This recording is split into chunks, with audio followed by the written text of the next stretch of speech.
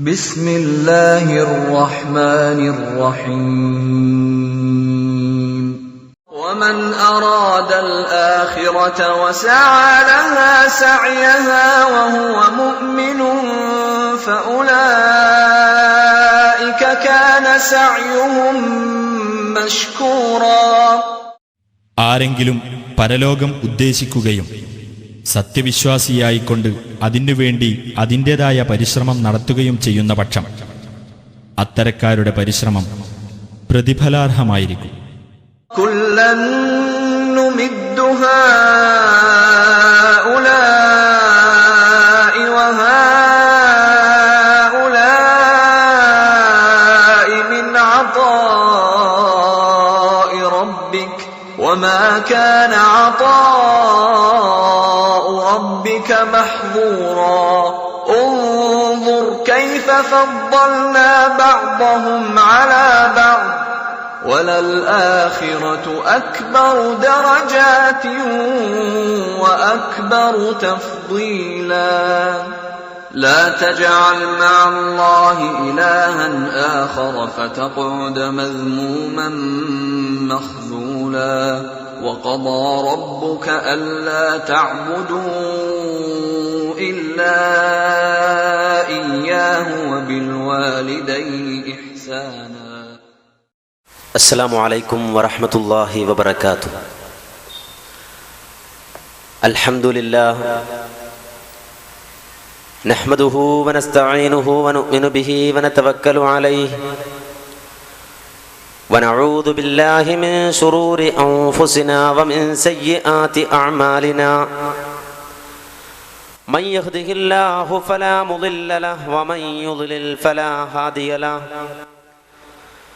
أشهد أن لا إله إلا الله وحده لا شريك له وأشهد أن محمدا عبده ورسوله أرسله بالهدى ودين الحق ليظهره على الدين كله ولو كره المشركون. اللهم صل على محمد وعلى آل محمد كما صليت على إبراهيم وعلى آل إبراهيم إنك حميد مجيد. اللهم بارك على محمد وعلى آل محمد كما باركت على إبراهيم وعلى آل إبراهيم إنك حميد مجيد. أما بعد فإن خير الكلام كلام الله وخير السنن سنن محمد صلى الله عليه وسلم وشر الأمور محدثاتها وكل محدثة بدعة وكل بدعة ضلالة. أيها الناس أوصيكم عباد الله ونفسي أولا بتقوى الله. أعوذ بالله من الشيطان الرجيم. بسم الله الرحمن الرحيم. ثم قفينا على آثارهم برسلنا وقفينا بعيسى بن مريم وآتيناه الإنجيل وجعلنا في قلوب الذين اتبعوه رأفة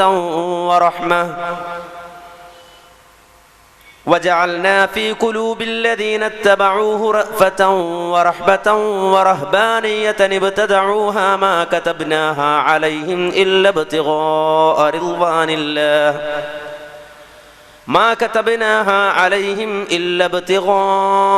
رضوان الله فما رعوها حق رعايتها فآتينا الذين آمنوا منهم أجرهم وكثير منهم فاسقون.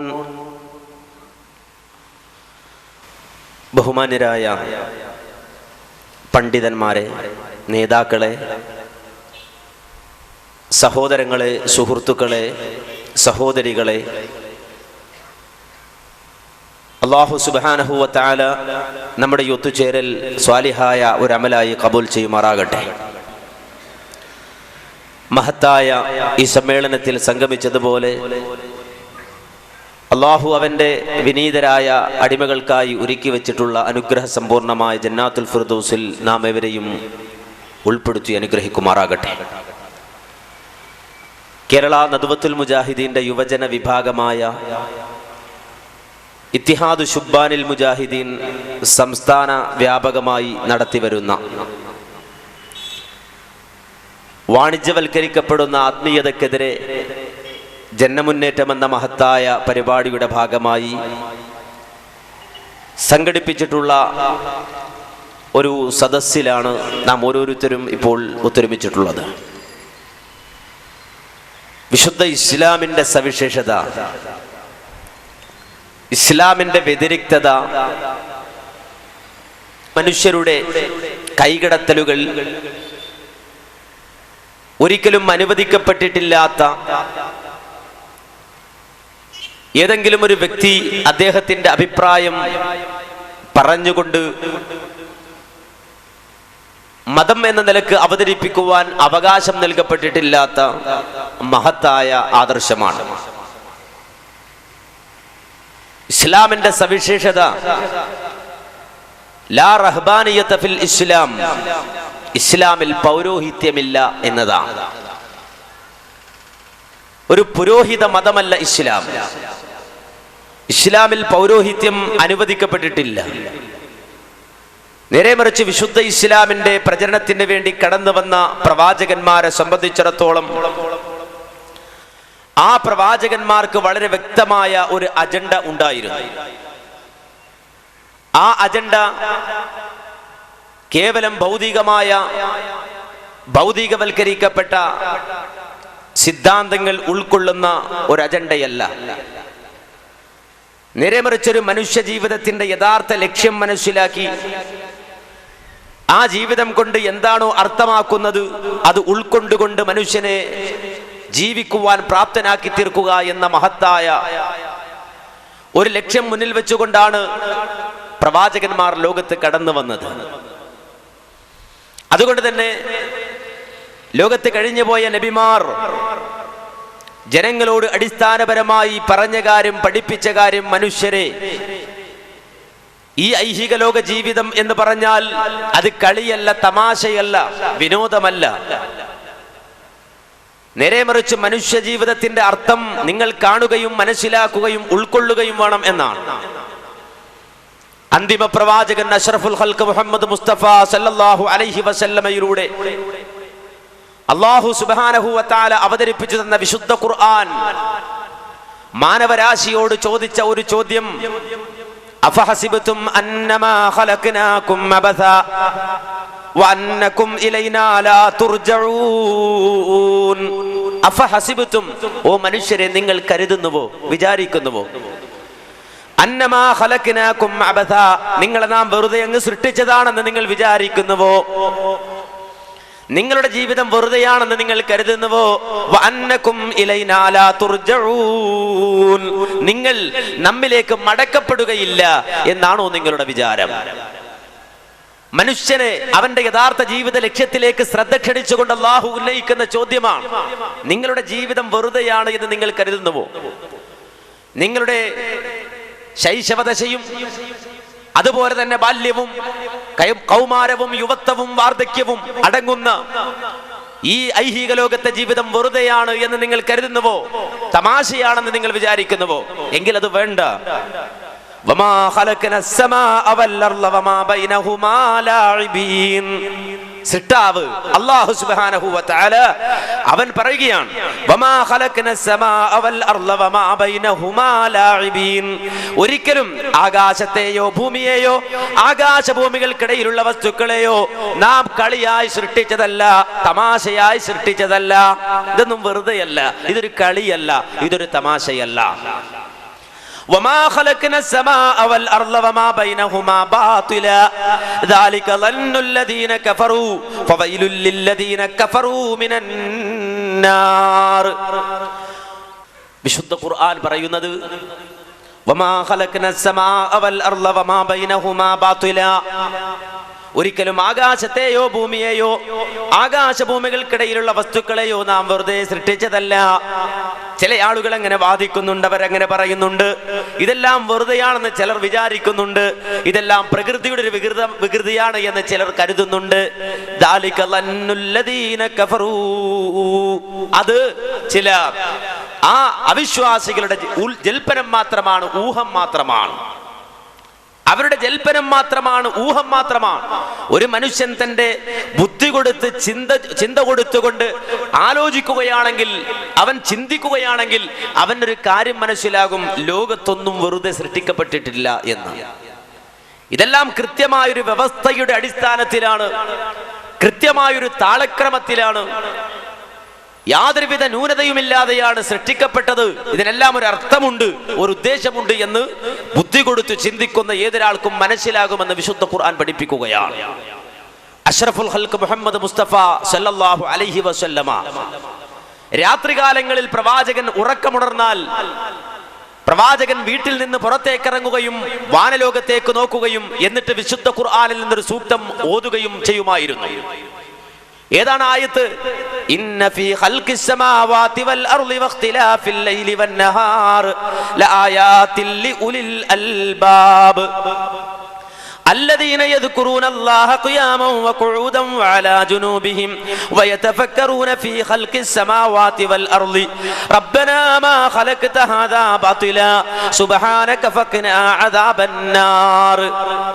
ഇന്ന ഫീ ഖൽഖിസ് സമാവാതി വൽ അർളി, ആകാശഭൂമികളുടെ സൃഷ്ടിപ്പിലും, വഖ്തിലാഫിൽ ലൈലി വൻ നഹാർ, രാപ്പകലുകളുടെ മാറ്റത്തിലും, ലആയാതിൽ ലിഉലിൽ അൽബാബ്, ചിന്തിക്കുന്നവർ, കുറ്റാലോചിക്കുന്നവർക്ക് ധാരാളം ധാരാളം ദൃഷ്ടാന്തമുണ്ട്.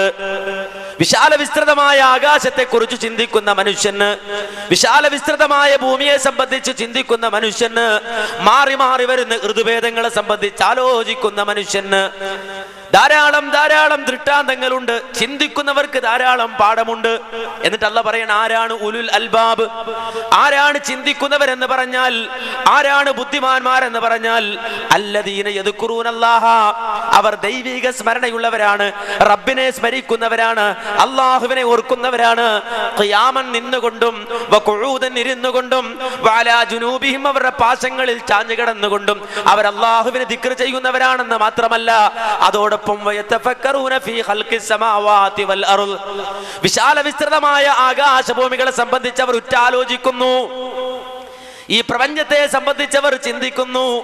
എന്നിട്ട് അവർ പറയുന്ന വാചകം, റബ്ബനാ മാ ഖലഖ്ത ഹാദാ ബാതിലാ, റബ്ബേ ഇതൊന്നും നീ വെറുതെ സൃഷ്ടിച്ചതല്ല.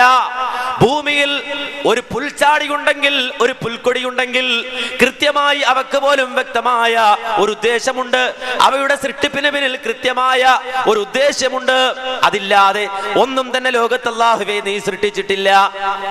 ഒരു മനുഷ്യനെ സംബന്ധിച്ചിടത്തോളം അവന്റെ കണ്ണിൽ ഏറ്റവും നിസ്സാരമായ ഒരു കൺപീലിക്ക് പോലും കൃത്യമായൊരു ഡ്യൂട്ടി ഐഹിക ലോകത്ത് നിർവഹിക്കാനുണ്ട്. ആ കൺപീലി പോലും ഒരിക്കലും വെറുതെ നീ സൃഷ്ടിച്ചതല്ലതുകൊണ്ട് സുബ്ഹാനക, നിന്റെ പരിശുദ്ധിയെ ഞാൻ വാഴ്ത്തുകയാണ്. ഫഖിനാ അദാബന്നാർ, അല്ലാഹുവേ കത്തിക്കാളുന്ന നരകത്തിൽ നിന്ന്, ആ നരക ശിക്ഷയിൽ നിന്ന് ഞാൻ നിന്നോട് അഭയം ചോദിക്കുകയാണ്. ഞങ്ങളെ ആ ശിക്ഷയിൽ നിന്ന് കാക്കണമെന്ന് ചിന്തിക്കുന്ന മനുഷ്യർ, ഉറ്റാലോചിക്കുന്ന മനുഷ്യർ പറയുമെന്ന് വിശുദ്ധ ഖുർആൻ പഠിപ്പിക്കുകയാണ്. മനുഷ്യന്റെ ജീവിതത്തിന്റെ അർത്ഥം മനുഷ്യന് പഠിപ്പിച്ചു കൊടുക്കുക, മനുഷ്യ ജീവിതത്തിന്റെ യാഥാർത്ഥ്യം എന്ത് എന്ന് മനുഷ്യരെ അറിയിച്ചു കൊടുക്കുക, മനുഷ്യനെ ബോധവൽക്കരിക്കുക, മനുഷ്യന് ബോധമുണ്ടാക്കി കൊടുക്കുക.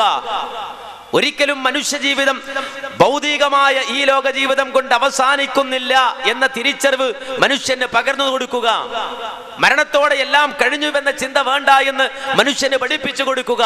കല്ലാ ഇദാ ബലഗതിത് തറാഖിയ വഖീല മൻ റആഖ് വളന്ന അന്നഹുൽ ഫിറാഖ് വൽതഫത്തിസ് സാഖു ബിസ്സാഖ് ഇലാ റബ്ബിക യൗമഇദിനിൽ മസാഖ്. വിശുദ്ധ ഖുർആൻ പറയുകയാണ്, കല്ലാ, മനുഷ്യ നീ അഹങ്കരിക്കണ്ട, ദാഠ്യം കാണിക്കണ്ട, പൊങ്ങച്ചം നടിക്കണ്ട, അഹങ്കരിക്കണ്ട. ഇദാ ബലഗതിത് തറാഖിയ, ആത്മാവ് റൂഹ് തൊണ്ടക്കുഴിയിലെത്തിയാൽ, ഒരു മനുഷ്യായുസ്സിലെ, മനുഷ്യ ജീവിതത്തിലെ ഏറ്റവും വലിയ വേദന മനുഷ്യൻ അനുഭവിക്കുന്നതായ സന്ദർഭം, ഒരു മനുഷ്യായുസ്സിൽ മനുഷ്യൻ അനുഭവിക്കുന്ന ഏറ്റവും ശക്തമായ വേദന അവന്റെ ശരീരത്തിൽ നിന്ന് ആത്മാവ് ഊരപ്പെടുന്ന ആ ഘട്ടം, ആ റൂഹ് അഥവാ ആത്മാവ് തൊണ്ടക്കുഴിയിൽ കെട്ടുന്ന ആ ഘട്ടം. വഖീല അവിടെ പറയപ്പെടുകയാണ്, മൻ റആഖ്, ആരാണെന്ന് മന്ത്രിക്കാനുള്ളത്, ആരാണ് ഈ മനുഷ്യനെന്ന് മന്ത്രിച്ചു കൊടുക്കാനുള്ളത്, ആ മനുഷ്യന്റെ പ്രയാസം കണ്ടോ, ആ മനുഷ്യന്റെ വേദന കണ്ടോ എന്ന് പറയപ്പെടുകയാണ്. ആ മനുഷ്യനുമായി മരണത്തോട് മല്ലടിക്കുന്ന ആളുമായി അതിനാധുനികമായ ഹോസ്പിറ്റലിലേക്ക്, സംവിധാനങ്ങളിലുള്ള ഹോസ്പിറ്റലിലേക്ക് ആളുകൾ എടുത്തുകൊണ്ടോടുകയാണ്. ആ മനുഷ്യനെ ഒന്ന് രക്ഷപ്പെടുത്താൻ വേണ്ടിയിട്ട് അതിവിദഗ്ധന്മാരായ ബിഷഗ്വരന്മാർ, ഡോക്ടർമാർ പണിയെടുക്കുകയാണ്. അങ്ങനെ അതിനാധുനിക സംവിധാനങ്ങളുള്ള അതിവിദഗ്ധരായ ഡോക്ടർമാരുള്ള ആ ആശുപത്രിയിലെ ആ ഏറ്റവും ശക്തമായ ബന്ധവസായ റൂമിൽ കിടന്നുകൊണ്ട് ചികിത്സക്ക് വിധേയനാകുന്ന ആ മനുഷ്യൻ, മരണത്തോട് മല്ലടിച്ചു കൊണ്ടിരിക്കുന്ന മനുഷ്യൻ തിരിച്ചറിയുകയാണില്ല, ഇനി ഒരിക്കലും എന്റെ ജീവിതത്തിലേക്ക് മടങ്ങിപ്പോക്കില്ല. ഇത് വേർപാടിന്റെ സമയമാണ്, യാത്ര ചോദിക്കുന്ന സമയമാണ്. ഈ ലോകത്തോട് ഞാൻ വിട്ടുപിരിയുകയാണ്, എന്റെ കുടുംബത്തോട് ഞാൻ സലാം പറയുകയാണ്, എന്റെ മക്കളിൽ നിന്ന് ഞാൻ അകന്നു പോവുകയാണ്, എന്റെ സമ്പത്ത് ഞാൻ കൈയൊഴിക്കുകയാണെന്ന് ആ മനുഷ്യൻ തിരിച്ചറിയുന്ന സമയത്ത് അല്ലാഹ് പറയാണ്, അതുകൊണ്ടെല്ലാം അവസാനിച്ചുവെന്ന് കരുതണ്ട, അതോടെയെല്ലാം തീർന്നുവെന്ന് കരുതണ്ട. നേരെ മറിച്ച് ഇലാ റബ്ബിക യൗമഇദിനിൽ മസാഖ്, ഇനിയുള്ള മടക്കം നിന്റെ റബ്ബിന്റെ അടുക്കലേക്കാണ്, രക്ഷിതാവിലേക്കുള്ള തിരിച്ചുപോക്കാണ്, റബ്ബിന്റെ അടുക്കലേക്കുള്ള മടങ്ങിപ്പോക്കാണത് എന്ന് വളരെ വ്യക്തമായി വിശുദ്ധ ഖുർആൻ പഠിപ്പിക്കുകയാണ്. ഒരാൾക്കും അത് നിഷേധിക്കാൻ കഴിയില്ല. മനുഷ്യന്റെ ജീവിതം ഭൗതിക ലോകം കൊണ്ട് അവസാനിക്കുന്നില്ല. അങ്ങനെയായിരുന്നുവെങ്കിൽ, എല്ലാം ഈ ലോകം കൊണ്ട് അവസാനിച്ചിരുന്നുവെങ്കിൽ മരണം ഈ ലോകത്തെ ഏറ്റവും നല്ല ആശ്വാസമുള്ള വാക്കാകുമായിരുന്നു, ഏറ്റവും അധികം സമാധാനം നൽകുന്ന വാക്കാകുമായിരുന്നു മരണം. ഫലൗ കുന്നാ ഇദാ മിത്നാ തുരികിനാ ലകാനൽ മൗതു റാഹത കുല്ലി ഹയ്യ്. അതേ ഫലൗ കുന്നാ ഇദാ മിത്നാ തുരികിനാ, മരണത്തോടെ നാം അങ്ങ് ഉപേക്ഷിക്കപ്പെട്ടിരുന്നുവെങ്കിൽ, മരണത്തോടെ എല്ലാം അവസാനിച്ചിരുന്നുവെങ്കിൽ, ലകാനൽ മൗതു റാഹത കുല്ലി ഹയ്യ്, മരണം ലോകത്തുള്ള എല്ലാ മനുഷ്യർക്കും റാഹത്താകുമായിരുന്നു, അനുഗ്രഹമാകുമായിരുന്നു. കടം കൊണ്ട് വലയുന്ന പ്രയാസം അനുഭവിക്കുന്ന, മാനസിക ബുദ്ധിമുട്ട് അനുഭവിക്കുന്ന ഒരു മനുഷ്യന് ഒരു ചാൻ കയറിലോ ഒരു കുപ്പി വിഷത്തിലോ ജീവൻ ഒടുക്കാമായിരുന്നു. കാരണം മരണത്തോടെ എല്ലാം അവസാനിക്കുകയാണല്ലോ, അതുകൊണ്ട് മരണം ഏറ്റവും നല്ലൊരു ആശ്വാസമാകുമായിരുന്നു. പക്ഷേ വലാകിന്നാ ഇദാ മിത്നാ ബുഇസ്നാ വനുസ്അലു ബഅദഹു അൻ കുല്ലി ശൈഇ, അങ്ങനെയല്ലല്ലോ. വലാകിന്നാ ഇദാ മിത്നാ ബുഇസ്നാ, നാം മരിച്ചു കഴിഞ്ഞാൽ രണ്ടാമത് ഉയർത്തെഴുന്നേൽപ്പിക്കപ്പെടുമല്ലോ. ഉയർത്തെഴുന്നേൽപ്പിക്കപ്പെടുമെന്ന് മാത്രമല്ല, വനുസ്അലു ബഅദഹു അൻ കുല്ലി ശൈഇ, മരണാനന്തരം മനുഷ്യന്റെ സർവമാന പ്രവർത്തനങ്ങളെ സംബന്ധിച്ചും വിചാരണ ചെയ്യപ്പെടുമല്ലോ. റബ്ബിന്റെ മുന്നിൽ ചോദ്യമുണ്ടാകുമല്ലോ, റബ്ബിന്റെ മുന്നിൽ വിചാരണയുണ്ടാകുമല്ലോ. അതാണ് മനുഷ്യന്റെ പ്രശ്നം, അതാണ് എന്റെയും നിങ്ങളുടെയും പ്രശ്നം. ഒരാൾക്കും അത് നിഷേധിക്കാൻ കഴിയില്ല. മരണാനന്തരം ഒരു ജീവിതമുണ്ട് എന്ന് പറഞ്ഞാൽ ഒരാളും അത്ഭുതപ്പെടേണ്ട. അതാണ് ഖുർആൻ മനുഷ്യന്റെ ബുദ്ധിയെ കുത്തി ഉണർത്തിക്കൊണ്ട് പറഞ്ഞത്, അവലം യറൽ ഇൻസാനു അന്നാ ഖലഖനാഹു മിൻ നുത്ഫ, മനുഷ്യനവൻ മനസ്സിലാക്കുന്നില്ലേ, അവനെ നാം സൃഷ്ടിച്ച് പുറത്തു കൊണ്ടുവന്നത് സ്രവിക്കുന്ന ഇന്ദ്രിയ തുള്ളിയിലെ കോടിക്കണക്കിന് ബീജഗണങ്ങളിൽ ലക്ഷണമൊത്തൊരു ബീജഗണത്തിൽ നിന്നാണ്, നുത്ഫത്തിൽ നിന്നാണ്. മനുഷ്യന്റെ നഗ്നനേത്രങ്ങൾ കൊണ്ട് കാണാൻ കഴിയാത്ത അത്രയും സൂക്ഷ്മമായ ആ നുത്ഫത്തിൽ നിന്ന്, ആ കണത്തിൽ നിന്ന് സൃഷ്ടിച്ചു മനുഷ്യനെ. എന്നിട്ട് ഫൈദാ ഹുവ ഖസീമും മുബീൻ, അവനിപ്പോൾ പ്രത്യക്ഷ ശത്രുവായി മാറിയിരിക്കുന്നു, വ്യക്തമായ ശത്രുവായി മാറിയിരിക്കുന്നു. വലറബ ലനാ മതലൻ വനസിയ ഖൽഖഹു ഖാല മൻ യുഹ്യിൽ ഇളാമ വഹിയ റമീം, അവൻ ആ അവസ്ഥ തരണം ചെയ്ത് അവന്റെ മാതാവിന്റെ ഗർഭാശയത്തിൽ അള്ളിപ്പിടിച്ചിരിക്കുന്ന ഒരു രക്തഗണമായി മാറി, ഭ്രൂണമായി മാറി. അതിന് പിന്നെ മാറ്റം സംഭവിച്ചു, അത് ഒരു മാംസകഷ്ണമായി രൂപാന്തരപ്പെട്ടു. അതിനും മാറ്റം സംഭവിച്ചു, അത് എല്ലും തുണ്ടങ്ങളായി മാറി. ആ എല്ലും തുണ്ടത്തെ മാംസം പൊതിഞ്ഞു.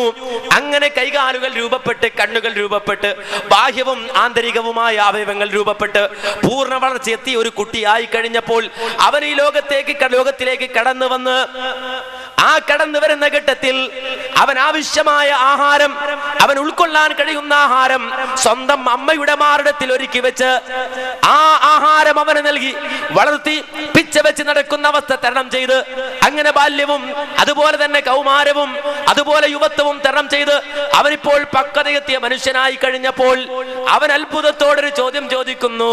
എന്താണ് അവന്റെ ചോദ്യം? അല്ലടോ, മരിച്ച മണ്ണോട് ചേർന്നതിനു ശേഷം അതേ മണ്ണോട് മണ്ണു ചേർന്ന് നുരുമ്പിപ്പോയ എല്ലുകളിൽ നിന്ന് ആരാണ് രണ്ടാമത് നമ്മെ ഉയർത്തെഴുന്നേൽപ്പിക്കുന്നത് എന്നാണ് അവന്റെ ചോദ്യം. ഇതെല്ലാം കഴിഞ്ഞു വന്ന മനുഷ്യനത് ചോദിക്കുന്നത്. അല്ലാഹു സുബ്ഹാനഹു തആല പറയുന്നു, കുൽ, അത്തരം ചോദ്യം ഉന്നയിക്കുന്നവർക്ക് നബിയെ താങ്കൾ മറുപടി പറഞ്ഞു കൊടുക്കണം. യുഹീഹല്ലദീ അൻശഅഹാ അവ്വല മറ വഹുവ ബികുല്ലി ഖൽഖിൻ അലീം. ആദ്യം അവൻ ആരാണോ സൃഷ്ടിച്ചത്, ഇല്ലാത്ത അവസ്ഥയിൽ നിന്ന്, പറയാനുള്ള ഒന്നുമില്ലാതിരുന്ന അവസ്ഥയിൽ നിന്ന് അതേ നുത്ഫത്തായി മാറ്റി, അലഖത്താക്കി മാറ്റി, അങ്ങനെ വളർത്തി വലുതാക്കി കൊണ്ടുവന്ന ആ റബ്ബ് അവൻ തന്നെയായിരിക്കും രണ്ടാമതും അവനെ ഉയർത്തെഴുന്നേൽപ്പിക്കുക എന്ന് അവർക്ക് മറുപടി പറഞ്ഞു കൊടുക്കൂ നബിയെ. അല്ലാഹു സുബ്ഹാനഹു വ തആല റസൂലുള്ളാഹിക്ക് മറുപടി പറഞ്ഞു കൊടുക്കുകയാണ്. ലോകത്ത് കഴിഞ്ഞു പോയ നബിമാർ മനുഷ്യന്റെ മുന്നിൽ അവതരിപ്പിച്ച അടിസ്ഥാന പ്രശ്നം അതാണ്. അവരുടെ ജീവിതത്തിന്റെ നിലപാടും അതുതന്നെയാണ്. അവരുടെ ജീവിതത്തിൽ അവർ സ്വീകരിച്ച നിലപാട്, ആ നിലപാടും അവർ അവതരിപ്പിച്ച നിലപാടും അവരുടെ ജീവിതത്തിൽ സർവമാന അജണ്ടകൾ അവർ നിശ്ചയിച്ചതും ഈ ഒരു വിശ്വാസത്തിൽ ഊന്നി നിന്നുകൊണ്ടാണ്. മനുഷ്യന്റെ ജീവിതം ഭൗതിക ജീവിതം കൊണ്ട് അവസാനിക്കുന്നില്ല. മനുഷ്യന് പാരത്രിക ലോകത്ത് വിജയമുണ്ടാകണം, പരലോകത്ത് മനുഷ്യന് വിജയമുണ്ടാകണം. അതാണ് യഥാർത്ഥ ജീവിതം. ഇതാണ് മനുഷ്യനെ പ്രവാചകന്മാർ പഠിപ്പിച്ചത്. അതുകൊണ്ടാണ് ഏതൊരവസ്ഥയിലും പ്രവാചകന്മാരെ സംബന്ധിച്ചിടത്തോളം അവർക്ക് പറയാനുണ്ടായിരുന്നത് എന്താ? നമുക്കറിയാം, അഷ്റഫുൽ ഖൽഖ് മുഹമ്മദ് മുസ്തഫ സല്ലല്ലാഹു അലൈഹി വസല്ലമ, നബി സല്ലല്ലാഹു അലൈഹി വസല്ലമ തന്റെ ജീവിതത്തിൽ പുറപ്പെടുകയാണ്. എങ്ങോട്ട്? ഖന്തഖിലേക്ക്. മഹാനായ അനസ് ഇബ്നു മാലിക് റളിയല്ലാഹു അൻഹുവിനെ തൊട്ട് റിപ്പോർട്ട് ചെയ്യുന്ന ഹദീസിൽ കാണാം, ഖറജ റസൂലുള്ളാഹി സ്വല്ലല്ലാഹു അലൈഹി വസല്ലമ ഇലൽ ഖന്തഖ്. നബി സല്ലല്ലാഹു അലൈഹി വസല്ലമ ഖന്തഖിലേക്ക് പുറപ്പെടുകയാണ്. ഫൈദൽ മുഹാജിറൂന വൽ അൻസാർ യഹ്ഫിറൂന ഫീ ഗദാത്തിൻ ബാരിദ. ആ തണുത്ത പ്രഭാതത്തിൽ റസൂലുള്ളാഹി തന്റെ അനുചരന്മാരായ മുഹാജിറുകളോടൊപ്പം അൻസാറുകളോടൊപ്പം ഖന്തഖിലേക്ക് കിടങ്ങുകീറുവാൻ വേണ്ടി പോവുകയാണ്. ഫലം യകുൽ ലഹും അബീദുൻ യഅമലൂന ദാലിക. ആ സന്ദർഭത്തിൽ പ്രവാചകൻ സല്ലല്ലാഹു അലൈഹി വസല്ലമയോടൊപ്പം സഹാബത്തിനോടൊപ്പം അടിമകൾ ഉണ്ടായിരുന്നില്ല. എന്തേ അത് പറയാൻ കാരണം?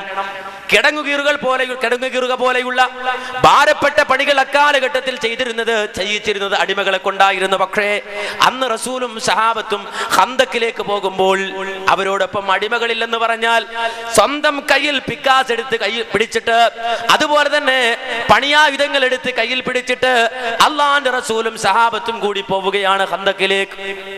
എന്നിട്ട് അവർ കിടങ്ങുകീറുകയാണ്. എന്തിനു വേണ്ടി? സ്വന്തം ജനതയെ സംരക്ഷിക്കുവാൻ വേണ്ടി, മദീനയിലുള്ള ആളുകളെ സംരക്ഷിക്കുവാൻ വേണ്ടി, വിശ്വാസികളെ സംരക്ഷിക്കുവാൻ വേണ്ടി, കടന്നാക്രമണം തടയുവാൻ വേണ്ടിയിട്ട് ഖന്തഖിന്റെ കിടങ്ങുകീറിക്കൊണ്ടിരിക്കുമ്പോ അവർക്ക് മറ്റൊന്നും ഉണ്ടായിരുന്നില്ല. വിശന്നൊട്ടിയ വയറുമായിട്ടാണ് അവർ കിടങ്ങുകീറിയത്.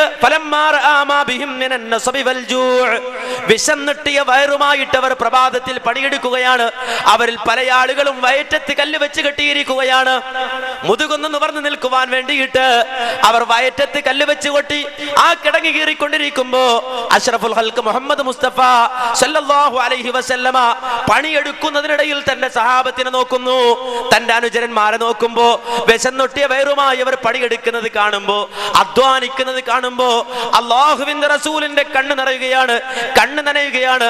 അവിടെ വെച്ചുകൊണ്ട് അല്ലാഹുവിന്റെ റസൂൽ ഉറക്കെ പാടിപ്പോയി, അല്ലാഹുമ്മ ഇന്നൽ ഐശ ഐശുൽ ആഖിറ ഫഗ്ഫിർ ലിൽ അൻസാരി വൽ മുഹാജിറ.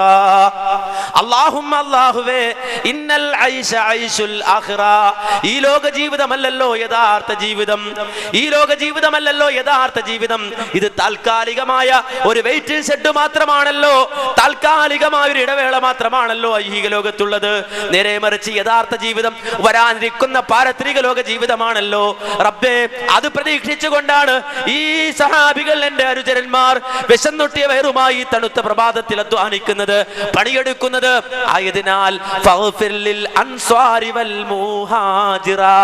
മുഹാജിറുകൾക്ക് അൻസാറുകൾക്ക് നീ പുറത്തു കൊടുക്കണേ, മുഹാജിറുകൾക്കും അൻസാറുകൾക്കും നീ പുറത്തു കൊടുക്കണേ എന്ന് അള്ളാഹുവിന്റെ റസൂല് ഉറക്കെ പാടി ദുആ ചെയ്യുമ്പോൾ, അള്ളാഹുവിനോട് പ്രാർത്ഥിക്കുമ്പോൾ സഹാബത്ത് അത് കേൾക്കുകയാണ്. നബിയുടെ അനുചരന്മാരത് കേൾക്കുകയാണ്. അവർ മനസ്സിലാക്കുകയാണ്, റസൂലുള്ളാഹിയുടെ മനസ്സ് ഞങ്ങൾ വേദനിപ്പിച്ചു. കാരണം ഞങ്ങളുടെ പ്രയാസം, ഞങ്ങൾ അനുഭവിക്കുന്ന ഈ ദുരിതം റസൂലുള്ളാഹിയുടെ മനസ്സിന് വേദനയുണ്ടാക്കി എന്ന് തിരിച്ചറിഞ്ഞ സഹാബത്ത് റസൂലുള്ളാഹിയെ ആശ്വസിപ്പിച്ചുകൊണ്ട് തിരിച്ചു പാടുകയാണ്. നഹ്നുല്ലദീന ബയഉ മുഹമ്മദാ അലൽ ജിഹാദി മാ ബഖീനാ അബദാ. ഒരിക്കലും ഞങ്ങൾ മറ്റുള്ളവരെ പോലെയല്ല. ഈ തണുത്ത പ്രഭാതത്തിൽ പുതച്ചു മൂടി കിടന്നുറങ്ങുന്ന ഒരുപാട് ആളുകൾ ഞങ്ങളുടെ ചുറ്റുപാടുമുണ്ട്. അവരെ പോലെയല്ലല്ലോ ഞങ്ങൾ. നഹ്നുല്ലദീന ബയഉ മുഹമ്മദാ. ഞങ്ങൾ മുഹമ്മദുർ റസൂലുള്ളാഹിക്ക് ബൈഅത്ത് ചെയ്തവരാണ്, റസൂലുള്ളാഹിയുമായി കരാർ ചെയ്തവരാണ്. ഏത് വിഷയത്തിൽ? അലൽ ജിഹാദി മാ ബഖീനാ അബദാ. അലൽ ജിഹാദി മാ ബഖീനാ അബദാ. ഞങ്ങളുടെ ജീവിതത്തിന്റെ അന്ത്യശ്വാസം വരെ, അന്തിമ നിമിഷം വരെ അല്ലാഹുവിന്റെ മാർഗത്തിൽ ജിഹാദ് ചെയ്യാമെന്ന്, റബ്ബിന്റെ മാർഗത്തിൽ ജീവിതം സമർപ്പിക്കാമെന്ന് ഞങ്ങൾ ദൃഢപ്രതിജ്ഞ ചെയ്തവരാണല്ലോ. അതുകൊണ്ട് ഞങ്ങൾക്ക് വിശപ്പ് പ്രശ്നമല്ല, ഞങ്ങൾക്ക് പട്ടിണി പ്രശ്നമല്ല, ഞങ്ങൾക്ക് ദാരിദ്ര്യം പ്രശ്നമല്ല, ഞങ്ങൾക്ക് ഭൗതിക ലോകത്തെ പ്രയാസങ്ങൾ പ്രശ്നമല്ല. നേരെ മറിച്ച് ഞങ്ങളുടെ ലക്ഷ്യം പരലോകമാണ്, റബ്ബിന്റെ മുന്നിലുള്ള വിജയമാണെന്ന് ആ പ്രവാചകന്റെ സഹാബത്ത് ഉറക്കെ പറഞ്ഞുവെങ്കിൽ, മാന്യ സഹോദരങ്ങളെ, ഈ രൂപത്തിലായിരുന്നു സഹാബത്തിന്റെ നിലപാട്, ഈ രൂപത്തിലായിരുന്നു പ്രവാചകന്റെ നിലപാട്. പട്ടിണി കിടന്നവർ പണിയെടുത്തു, പട്ടിണി കിടന്നവർ അധ്വാനിച്ചു. മനുഷ്യന്റെ ജീവിത ലക്ഷ്യം എന്ത് എന്ന് മനുഷ്യരെ ബോധ്യപ്പെടുത്തി കൊടുത്തു. എന്നിട്ട് മനുഷ്യരെ മനുഷ്യനാക്കി വളർത്തിക്കൊണ്ട് വന്നു. എന്നാൽ ഈ നിലപാടിന് നേരെ എതിരായ നിലപാട്, അതാണ് പൗരോഹിത്യത്തിന്റെ നിലപാട്. നമുക്കറിയാം, ലോകത്ത് എന്നും മതരംഗത്ത് രണ്ട് വഴിത്താരകൾ ഉണ്ടായിട്ടുണ്ട്. ഒന്ന് പ്രവാചകന്മാരുടെ സരണി, പ്രവാചകന്മാരുടെ സുന്ദരമായ പാത. മറ്റൊരു പാത, അതിനോടൊപ്പം ചേർന്ന് വന്ന ഒരു പാതയാണ് പുരോഹിതന്മാരുടെ മതം, പൗരോഹിത്യത്തിന്റെ മതം. ഈ പൗരോഹിത്യ മതമാകട്ടെ ഇതിന് നേരെ എതിരാണ്. പ്രവാചകന്മാരുടെ നിലപാടിന് നേരെ എതിരാണ്. നേരെ മറിച്ച് അവരുടെ ജീവിതത്തിലെ അജണ്ട എന്താ? അവരുടെ ജീവിത നിലപാടെന്താ? വിശുദ്ധ ഖുർആൻ സൂറത്തു തൗബ 34-ാം സൂക്തത്തിലൂടെ പ്രഖ്യാപിച്ചു പുരോഹിത മതത്തിന്റെ പ്രത്യേകത. അതെന്താ?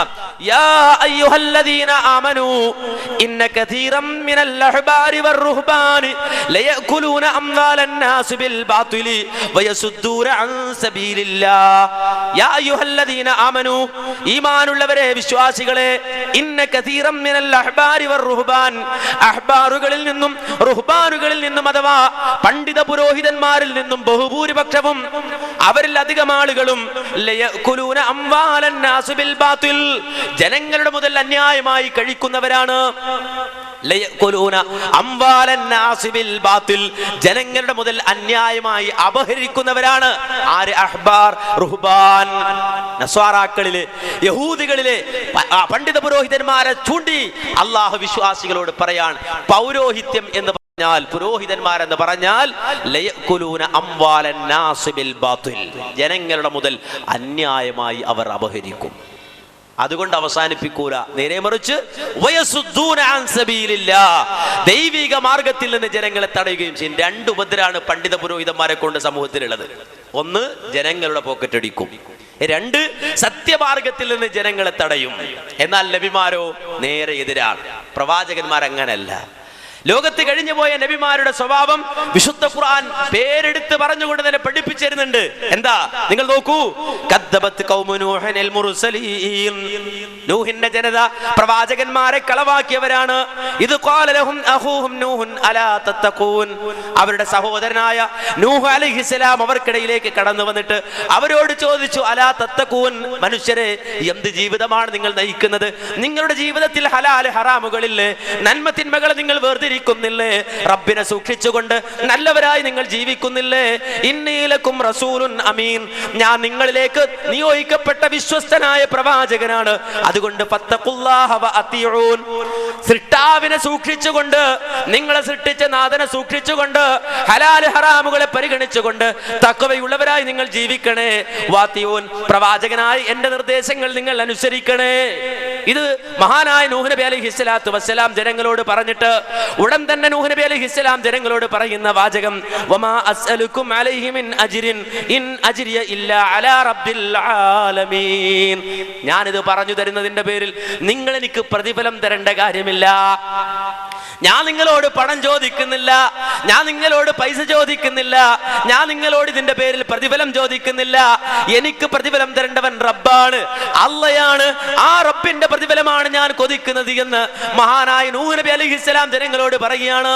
നൂഹ് നബി മാത്രമല്ല, വിശുദ്ധ ഖുർആൻ തുടർന്ന് പറയുന്നു, അതെ ആദ് സമൂഹത്തിലേക്ക് നിയോഗിക്കപ്പെട്ട ഹൂദ് അലൈഹിസ്സലാത്തു വസ്സലാം ജനങ്ങളോട് ഇത് പറഞ്ഞു. സമൂദ് ഗോത്രത്തിലേക്ക് അയക്കപ്പെട്ട സ്വാലിഹ് നബി അലൈഹിസ്സലാം ജനങ്ങളോട് ഇത് പറഞ്ഞു. അതുപോലെ തന്നെ ലൂത്ത് നബി അലൈഹിസ്സലാം തന്റെ ജനതയോട് ഇത് പറഞ്ഞു. അസ്ഹാബുൽ ഐക്കത്തിനോട് ശുഐബ് അലൈഹിസ്സലാം ഇത് പറഞ്ഞു. അങ്ങനെ ലോകത്ത് കഴിഞ്ഞുപോയ നബിമാരെല്ലാം ജനങ്ങളോട് ഇക്കാര്യം പറഞ്ഞു. ഇത് പറഞ്ഞിട്ടല്ല പറയുകയാണ്, അന്തിമ പ്രവാചകനായ അഷ്റഫുൽ ഹൽഖ് മുഹമ്മദ് മുസ്തഫ സല്ലല്ലാഹു അലൈഹി വസല്ലമയോട് അല്ലാഹു പറയുന്നു, വമാ അർസൽനാക ഇല്ലാ മുബശ്ശിറൻ വനദീറാ.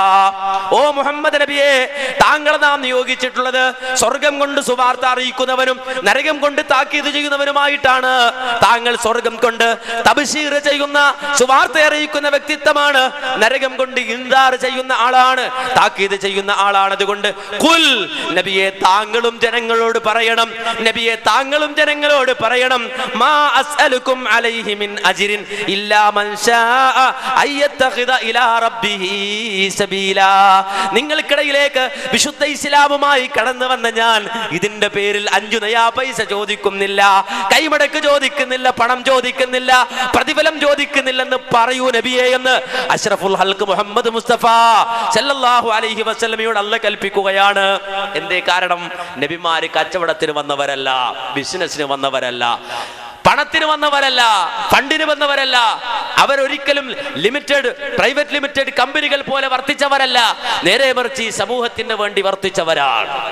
അള്ളാഹുവിന്റെ പ്രീതി ലക്ഷ്യം വെച്ചുകൊണ്ട് നിസ്വാർത്ഥമായി പ്രവർത്തിച്ചവരാണ്. പുരോഹിതന്മാരാകട്ടെ ഈ പ്രവാചകന്മാരുടെ ജീവിത നിലപാടുകളെ മോഷ്ടിച്ചുകൊണ്ട് കച്ചവടം ചെയ്ത് ജീവിച്ചവരാണ്.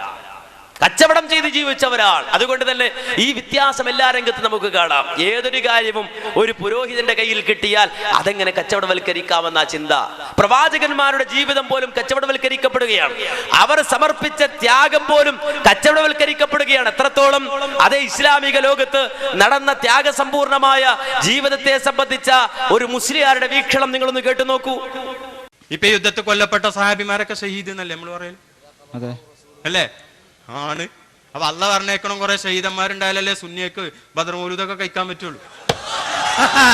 അതിനാണ്.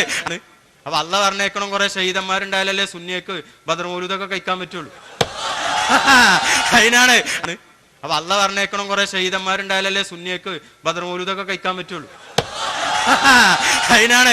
അല്ലാക്ക ഇവിടെ ദീന് വിജയിപ്പിക്കാൻ അള്ളാഹുവിനെ അബൂജാലിനെ കൊല്ലക്കേണ്ട യുദ്ധത്തിന്റെ ഒക്കെ ആവശ്യമുണ്ടോ? ടിം എന്നാണ് ജിബ്രീലിന്റെ ഒരു ചിറക് ഉപയോഗിക്കേണ്ട ആവശ്യമുണ്ടോ അബൂജാലിനെ കൊല്ല? പിന്നെ അവിടെ ബദർ യുദ്ധം നടത്തി എന്തിന്? ഈ ദീന് പ്രയോഗിക്കാതെ അള്ളാഹുവിന് ഒന്നുമില്ലാതെ തന്നെ കഴിയൂലേ? പിന്നെ കുറെ ആളുകളെ ഷഹീദാക്കി എന്തേ? അത് സുന്നിയക്ക് ബദർ മൗലൂദ് കഴിക്കണം, അത് സുന്നിയക്ക് ബദർ മൗലൂദ് കഴിക്കണം, അത് സുന്നിയക്ക് ബദർ മൗലൂദ് കഴിക്കണം, ഇവിടെ പ്രസ്ഥാനങ്ങൾ ഉണ്ടാകണം, കുറെ ആളുകൾക്ക് കൂലി കിട്ടണം, ഷഹീദാകണം. അതിന് തന്നെയാണ് അതൊക്കെ. അല്ലെ അബൂജാഹിലിനെ കൊല്ല ഇക്കണ്ട സാഹബത്തിൽ എങ്ങനെ ഇറങ്ങാറാക്കണ്ട എന്താ ആവശ്യമുള്ളേ? പറച്ചോനിപ്പോ എന്തായാലും കഴിയുന്നില്ല. ഇപ്പൊ നമുക്ക് കണ്ടുകൂട്ടർക്ക് അഭിപ്രായ വ്യത്യാസമല്ലല്ലോ. കണ്ടോ? അപ്പൊ എന്തിനാ ബദർ യുദ്ധം നടന്നത്? ഞങ്ങൾക്ക് ബദർ മൗലൂദ് കഴിക്കാൻ. എന്തിനാ ഉഹുദ് യുദ്ധം നടന്നത്? ഞങ്ങൾക്ക് ഉഹുദുമാല ചൊല്ലാൻ. എന്തിനാ ഹന്തക്ക് നടന്നത്? ഞങ്ങൾക്ക് ഹന്തക്ക് മൗലൂദ് നടത്താൻ. മന്ന സഹോദരങ്ങൾ, നിങ്ങൾ വളരെ ഗൗരവത്തോടെ ചിന്തിക്കണം. ഇവർക്ക് ബദർമാലയും മൗലൂദും ചെല്ലാനാണ് അല്ലാഹുവിന്റെ റസൂൽ പട്ടിണി കിടന്നത്. സഹാബത്ത് ത്യാഗം അനുഭവിച്ചത്. ഖന്തക്കിന്റെ കിടങ്ങി കീറുമ്പോ വയറ്റിൽ കല്ല് വെച്ച് കെട്ടിക്കിട്ട് ആ വിശപ്പ് മാറ്റുവാൻ വേണ്ടി ഉറക്കെ പാട്ടുപാടേണ്ടി വന്നത്. നമുക്കറിയാം ബദറിന്റെ രണാങ്കണത്തിലേക്ക് അല്ലാഹുവിന്റെ റസൂല് പോയത്. ഉഹുദിൽ വെച്ചുകൊണ്ട് അല്ലാഹുവിന്റെ റസൂല് ആ നബി സല്ലല്ലാഹു അലൈഹി വസല്ലമയുടെ ഇളാപ്പ നിഷ്ഠൂരമായി കൊല ചെയ്യപ്പെട്ടത് നമുക്കെല്ലാം അറിയുന്നതല്ലേ.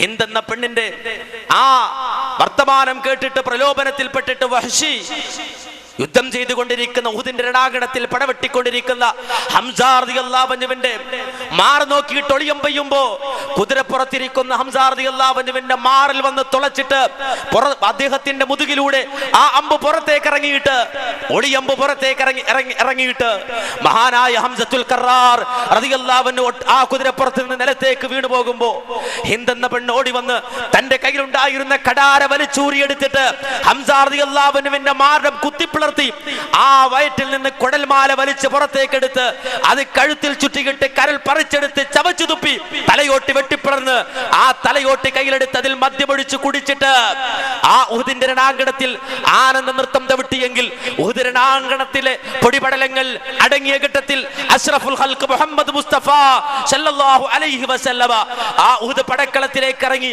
ആരാണ് ഷഹീദായതെന്ന് നോക്കി നടക്കുമ്പോ അതേ വികൃതമാക്കപ്പെട്ട ഒരു മയ്യത്ത് അല്ലാഹുവിന്റെ റസൂലിന്റെ കണ്ണിൽപ്പെട്ട ഘട്ടത്തിൽ പ്രവാചകൻ സല്ലല്ലാഹു അലൈഹി വസല്ലമ അതിന്റെ സമീപത്തേക്ക് ചെന്നിട്ട് ആ മയ്യത്തിനെ ഒരു വട്ടം സൂക്ഷിച്ചു നോക്കിയിട്ട് അല്ലാഹുവിന്റെ പ്രവാചകൻ കണ്ണടച്ചു പിടിച്ചുറക്കെ വിളിച്ചു പറഞ്ഞു പോയി, യാ അമ്മീ യാ ഹംസ യാ സയ്യിദ ശുഹദാ യാ ഹംസ, എന്റെ ഇളാപ്പ ഹംസേ, എന്റെ ഇളാപ്പ ഹംസേ, യാ സയ്യിദ ശുഹദാ യാ ഹംസ, ശുഹദാക്കളുടെ നേതാവായ ഹംസേ എന്ന് വിളിച്ചു പറഞ്ഞുകൊണ്ട് ഉറക്കെ കരഞ്ഞെങ്കിൽ അല്ലാഹുവിന്റെ റസൂൽ കരഞ്ഞ നിമിഷങ്ങളെ കുറിച്ച് ഇസ്ലാമിക ചരിത്രകാരന്മാർ രേഖപ്പെടുത്തിയപ്പോ ബിമൗതി ഹംസ, ഹംസയുടെ മരണം കൊണ്ട് അഷ്റഫുൽ ഖൽഖ് കരഞ്ഞു പോയി എന്ന് ഇസ്ലാമിക ചരിത്ര ഗ്രന്ഥങ്ങൾ പഠിപ്പിക്കുമ്പോ എന്തിനാണ് ഈ ത്യാഗം, എന്തിനാണ് ഈ പ്രയാസം, എന്തിനാണ് ദുരിതം, എന്തിനാണ് ഈ കഷ്ടതകൾ അവര് സഹിച്ചത്? മുസ്ലിയാക്കന്മാർക്ക് മാല പാടിയിട്ട് ഭക്ഷണം കഴിക്കാനും കൈമടക്ക് വാങ്ങാനുമാണ്. മൗലിദ് ഓതിയിട്ട് ഭക്ഷണം കഴിക്കാനും കൈമടക്ക് വാങ്ങാനുമാണെന്ന് പറഞ്ഞാൽ എത്ര നിഷ്ഠൂരമായിട്ടാണ് ഇസ്ലാമിക പ്രമാണങ്ങള് തേച്ചുമാച്ചു കളയുന്നത്.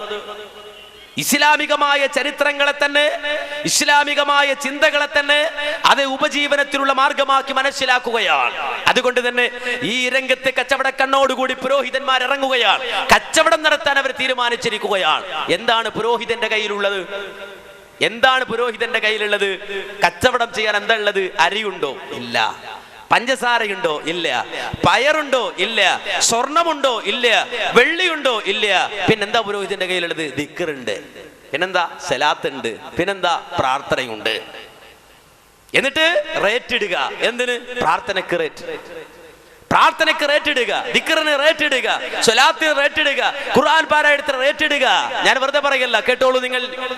ഹൃദയത്തിൽ നിറഞ്ഞ ഈമാനുള്ള ഒരു മനുഷ്യനായി, തഖ്വയുള്ള ഒരു മനുഷ്യനായി, ഒരു സ്വാലിഹായ മനുഷ്യനായി ഇവിടുന്ന് മരിച്ചു കിട്ടണ്ടേ? വേണല്ലോ സഹോദരന്മാര്. അതുകൊണ്ട് ശൈഖുന ഏറ്റവും ഇഷ്ടപ്പെടുന്ന അള്ളാഹുവിൻ്റെ പരിശുദ്ധ ദീൻ, ആ ദീൻ ഇവിടെ നിലനിർത്താൻ വേണ്ടി ഈ മഹത്തായ സദസ്സിലേക്ക് പ്രിയപ്പെട്ട സഹോദരന്മാരെ, കിബറില്ലാത്ത, ഹസദില്ലാത്ത, റിയാഗില്ലാത്ത, വലബില്ലാത്ത, ഉജുബില്ലാത്ത, ഹിഖദില്ലാത്ത, ഒരു ദുർഗുണവുമില്ലാതെ ജീവിച്ച് ഈ ലോകത്തോട് വിട അറിയാൻ തൗഫീഖ് കിട്ടിയ മഹാനായ ശൈഖുനാന്റെ ബർക്കത്ത് കൊണ്ട് ഇതുപോലത്തെ ഒരു കൽബ് എനിക്കുണ്ടാകണം എന്ന് ആഗ്രഹിച്ചുകൊണ്ട് ഈ സയ്യിദന്മാർ, ഈ ഉഖ്റവിയായ ആലിമീങ്ങൾ, മഹാന്മാരായ സാലിഹീങ്ങളുടെ സദസ്സിലേക്ക്, ഈ മഹത്തായ പരിപാടിയിലേക്ക്, ഇവിടെ ഒരുപാട് ഹൈറായ കാര്യങ്ങളാണ് ലക്ഷ്യമാക്കിയത്. ഇവിടെ നിന്ന് ദ്വാരിപ്പിക്കാൻ, അങ്ങനത്തെ ഒരു കൽബിൻ്റെ ഉടമയാകാൻ ആഗ്രഹിച്ചുകൊണ്ട് ഒരു 5000 പറയാൻ പറ്റിയവരുടെ പറഞ്ഞോളി, നമുക്ക് ദ്വാരം കൊടുക്കാലോ. ആഗ്രഹിച്ചുകൊണ്ട് ഒരു 5000 പറയാൻ പറ്റിയവരുടെ പറഞ്ഞോളി, നമുക്ക് ദ്വാരം കൊടുക്കാലോ. 5000 500 ഉള്ളെങ്കിലോ ഒരു ദ്വായില്ല. 5000 ഇല്ല, 500 ഉള്ളൂ, അത് പറ്റൂല. 5000 തന്നെ വേണം. 5000 പറയാനുള്ളവൻ പറഞ്ഞോളൂ എന്നാ നമുക്ക് ദ്വാരം കൊടുക്കാലോ. അപ്പൊ 5000 ഉള്ളവർ 5000 പറയൂലേ? അങ്ങനെ പറഞ്ഞു. അപ്പൊ അയാൾക്ക് വേണ്ടി സ്പെഷ്യൽ ദുആ. മായനാട്ട് മേലെ ചെട്ടിയാൻ വീട്ടിൽ കുഞ്ഞാമു 5000 രൂപ സംഭാവന. അൽഹംദുലില്ലാ, ഒരാളെന്നേ പറഞ്ഞിട്ടുള്ളൂ. ഒരുപാട് ആളുകൾ അൽഹംദുലില്ലാ കുഞ്ഞാമു എന്ന മാന്യ വ്യക്തിയുടെ ഈ സദഖ നീ സ്വീകരിക്കണേ അല്ലാ. കുഞ്ഞാമുവിൻ്റെ ഹൃദയം ഈ പറഞ്ഞ മഹത്വമുള്ള ഹൃദയമാക്കണേ അല്ലാ. പ്രകാശിക്കുന്ന ഈമാനും തഖ്വയും ആ മാന്യ വ്യക്തിക്ക് നൽകണേ അല്ലാ. മരണസമയം വരെ ശൈഖുനാന്റെ തർബിയത്തും തർദിയത്തും ആ മാന്യ വ്യക്തിക്ക് നൽകണേ അല്ലാ. അവർക്കുള്ള സമ്പത്തിലൊക്കെ നീ ബർക്കത്ത് ചെയ്യണേ അല്ലാ. അവരുടെ ഭാര്യ സന്താനങ്ങളെ വിജയികളാക്കണേ അല്ലാ. മരിച്ചവർക്ക് പൊറുക്കണേ അല്ലാ. അവർക്കും ബന്ധപ്പെട്ടവർക്കും ദീർഘായുസ് നൽകണേ അല്ലാ. ബിറഹ്മതിക യാ അർഹമർ റഹീമീൻ. കണ്ടോ, 5000 കിട്ടിയതാണ്. ഇത്ര എളുപ്പമാണ്. 5 മിനിറ്റ് അത് 5000, അല്ലെങ്കിൽ 2 മിനിറ്റിന് 5000. ഇങ്ങനെ തന്റെ കയ്യിലൊരു പ്രാർത്ഥനയുണ്ട്, അതിന് 5000 റേറ്റ് ഇട്ടിട്ട് മുസ്ലിയാർ വിൽക്കുകയാണ്, കച്ചവടം ചെയ്യുകയാണ്. ഇതിവിടെ പ്രാർത്ഥനയാണെങ്കിൽ വേറെ ചില സ്ഥലത്ത് സ്വലാത്താണ്. ഇസ്ലാമിക സമൂഹം ആദരിക്കുന്ന വസ്തുക്കൾ എന്തെല്ലാം ഉണ്ടോ അത് മുഴുവൻ കച്ചവടമാണ്. വിശുദ്ധ ഖുർആനിൽ തന്നെ അല്ലാഹു സുബ്ഹാനഹു വ തആല എത്ര പവിത്രതയോടെ പഠിപ്പിക്കപ്പെട്ട കാര്യമാണ്. ഇന്നല്ലാഹ വ മലായികതഹു യുസല്ലൂന അലൻ നബി യാ അയ്യുഹല്ലദീന ആമനൂ സല്ലു അലൈഹി വസല്ലിമൂ തസ്ലീമാ. തീർച്ചയായും അല്ലാഹു സുബ്ഹാനഹു വ തആല അല്ലാഹുവിന്റെ റസൂലിന് സ്വലാത്ത് ചെയ്യുന്നുണ്ട്, മലക്കുകൾ സ്വലാത്ത് ചൊല്ലുന്നുണ്ട്. യാ അയ്യുഹല്ലദീന ആമനൂ സല്ലു അലൈഹി വസല്ലിമൂ തസ്ലീമാ. ഈമാനുള്ളവരെ, വിശ്വാസികളെ, നിങ്ങളും റസൂലുള്ളാഹിക്ക് സ്വലാത്ത് ചൊല്ലണേ, സലാം ചൊല്ലണേ എന്ന് അല്ലാഹു സുബ്ഹാനഹു വ തആല കൽപ്പിച്ചപ്പോ റസൂലുള്ളാഹിയുടെ നിഷ്കളങ്കരായ സഹാബത്ത് റസൂലുള്ളാഹിയുടെ അടുക്കലേക്ക് ഓടി വന്നിട്ട് പറഞ്ഞു, യാ റസൂലല്ലാഹ്, അല്ലാഹുവിന്റെ റസൂലേ, അല്ലാഹുവിന്റെ പ്രവാചകരെ, ഞങ്ങൾ അങ്ങക്ക് സലാം പറയാറുണ്ട് നബിയെ, പക്ഷേ സ്വലാത്ത് ചൊല്ലേണ്ടത് എങ്ങനെയെന്ന് ഞങ്ങൾക്ക് അറിഞ്ഞുകൂടെന്ന് പറയുമ്പോ റസൂലുള്ളാഹി സ്വല്ലല്ലാഹു അലൈഹി വസല്ലം പഠിപ്പിച്ചു കൊടുക്കുകയാണ് സ്വലാത്ത്. ഇബ്രാഹിമി സ്വലാത്ത് എന്ന പേരിൽ അറിയപ്പെടുന്ന അല്ലാഹുമ്മ സ്വല്ലി അലാ മുഹമ്മദിൻ വഅലാ ആലി മുഹമ്മദ് കമാ സ്വല്ലൈത അലാ ഇബ്രാഹീമ വഅലാ ആലി ഇബ്രാഹീം ഇന്നക ഹമീദും മജീദ്. അല്ലാഹുമ്മ ബാരിക് അലാ മുഹമ്മദിൻ വഅലാ ആലി മുഹമ്മദിൻ കമാ ബാരക്ത അലാ ഇബ്രാഹീമ വഅലാ ആലി ഇബ്രാഹീമ ഇന്നക ഹമീദും മജീദ് എന്ന് തുടങ്ങുന്ന ഇബ്രാഹിമി സ്വലാത്തിന്റെ വ്യത്യസ്തങ്ങളായ രൂപങ്ങൾ അല്ലാഹുവിന്റെ റസൂൽ സഹാബത്തിന് പഠിപ്പിച്ചു കൊടുക്കുകയാണ്. അവിടെ മുതൽ ഇന്ന് വരെ മുസ്ലിം ലോകം അതേ ഏക സ്വരത്തിൽ സ്വലാത്ത് ചൊല്ലുകയാണ്, ഒരു തർക്കവുമില്ല. നമസ്കാരത്തിൽ നിർബന്ധമായും ആ സ്വലാത്ത് ചൊല്ലുകയാണ്. വിശ്വാസികൾ ആ സ്വലാത്ത് ആവർത്തിച്ചു കൊണ്ടേ ഇരിക്കുകയാണ്. അങ്ങനെ ഇരുന്ന് കുറെ വർഷങ്ങൾ കഴിഞ്ഞ് 1400 കൊല്ലം പിന്നിട്ട് കഴിഞ്ഞപ്പോഴാണ് തൃശൂർ ജില്ലയിലെ നമ്മുടെ അടുത്ത പ്രദേശമായ കൂരിക്കുഴിയിലേക്ക് ഒരു മുസ്ലിയാർ വന്നത്. മൂപ്പര് ചിന്തിച്ചു, ഇത് കൊള്ളാലോടാ, ഇതിപ്പോ ആരും മാർക്കറ്റിൽ ഇറക്കിയിട്ടില്ല, ഇത് പുതിയ പ്രൊഡക്റ്റ് ആണ്. അങ്ങനെ അദ്ദേഹം ഈ പ്രൊഡക്റ്റാ പുറത്തിറക്കാൻ ശ്രമിച്ചത്. അതിനെപ്പോഴാ ടൈം? സീസൺ ടൈം ആണല്ലോ, കച്ചവടം അങ്ങനെയാണല്ലോ, എപ്പോഴും എല്ലാം നടക്കൂല. അതുകൊണ്ടൊരു സീസൺ ടൈം അതിനെ തിരഞ്ഞെടുക്കുക. ഏതാ ടൈം? ഇയാൾ ചിന്തിച്ചപ്പോ കിട്ടി എന്ത്? ഇന്നാ അൻസൽനാഹു ഫീ ലൈലത്തുൽ ഖദ്ർ വമാ അദ്റാക മാ ലൈലത്തുൽ ഖദ്ർ ലൈലത്തുൽ ഖദ്രി ഖൈറും മിൻ അൽഫി ശഹർ. 1000 മാസത്തേക്കാൾ ശ്രേഷ്ഠമായ ഒരു രാത്രി എന്ന് അല്ലാഹു സുബ്ഹാനഹു വ തആല വിശേഷിപ്പിച്ച ലൈലത്തുൽ ഖദ്ർ ആകാൻ സാധ്യതയുള്ള വിശുദ്ധ റമദാനിലെ അവസാനത്തെ 10-ൽ നിന്ന് 27 രാവ് പ്രത്യേകമായി തെരഞ്ഞെടുത്തിട്ട് കൂരിക്കുഴി പള്ളിയുടെ സമീപത്ത് പുതിയൊരു സ്വലാത്ത് നഗർ സൃഷ്ടിക്കപ്പെട്ടു. പാതിരാത്രിയിൽ ആളുകളെ വിളിച്ചു കൊണ്ടുവന്നു. എങ്ങോട്ട്? പാടത്തേക്ക്, പറമ്പിലേക്ക് വിളിച്ചു കൊണ്ടുവന്നു. എന്തേ? റസൂലുള്ളാഹിയിൽ മാതൃകയില്ലാത്തത് കൊണ്ടാണോ? മാന്യ സഹോദരങ്ങളെ, റമദാനിൽ അവസാനത്തെ 10 ആയാൽ എന്തു ചെയ്യണം എന്ന് റസൂലുള്ളാഹി പഠിപ്പിക്കാത്തത് കൊണ്ടാണോ സഹോദരങ്ങളെ? അല്ല. കാന റസൂലുള്ളാഹി സ്വല്ലല്ലാഹു അലൈഹി വസല്ലമ യഅതകിഫുൽ അശ്റൽ അവാഖിറ മിൻ റമദാൻ ഹത്താ തവഫാഹു അല്ലാഹു തആല സുമ്മ തകഫ അസ്വാജുഹു മിൻ ബഅദിഹി. ഇമാം ബുഖാരി ഉദ്ധരിക്കുന്ന ഹദീസാണ്.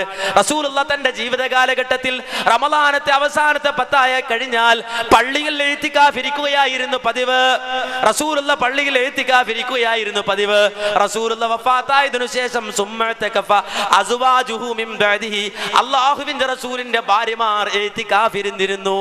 ഇമാം ബുഖാരി ഉദ്ധരിക്കുന്ന ഹദീസാണെങ്കിൽ നമ്മുടെ ഭാര്യമാർ ജീവിതത്തിൽ ഇഅ്തികാഫ് ഇരുന്നിട്ടുണ്ടോ? ഇല്ല.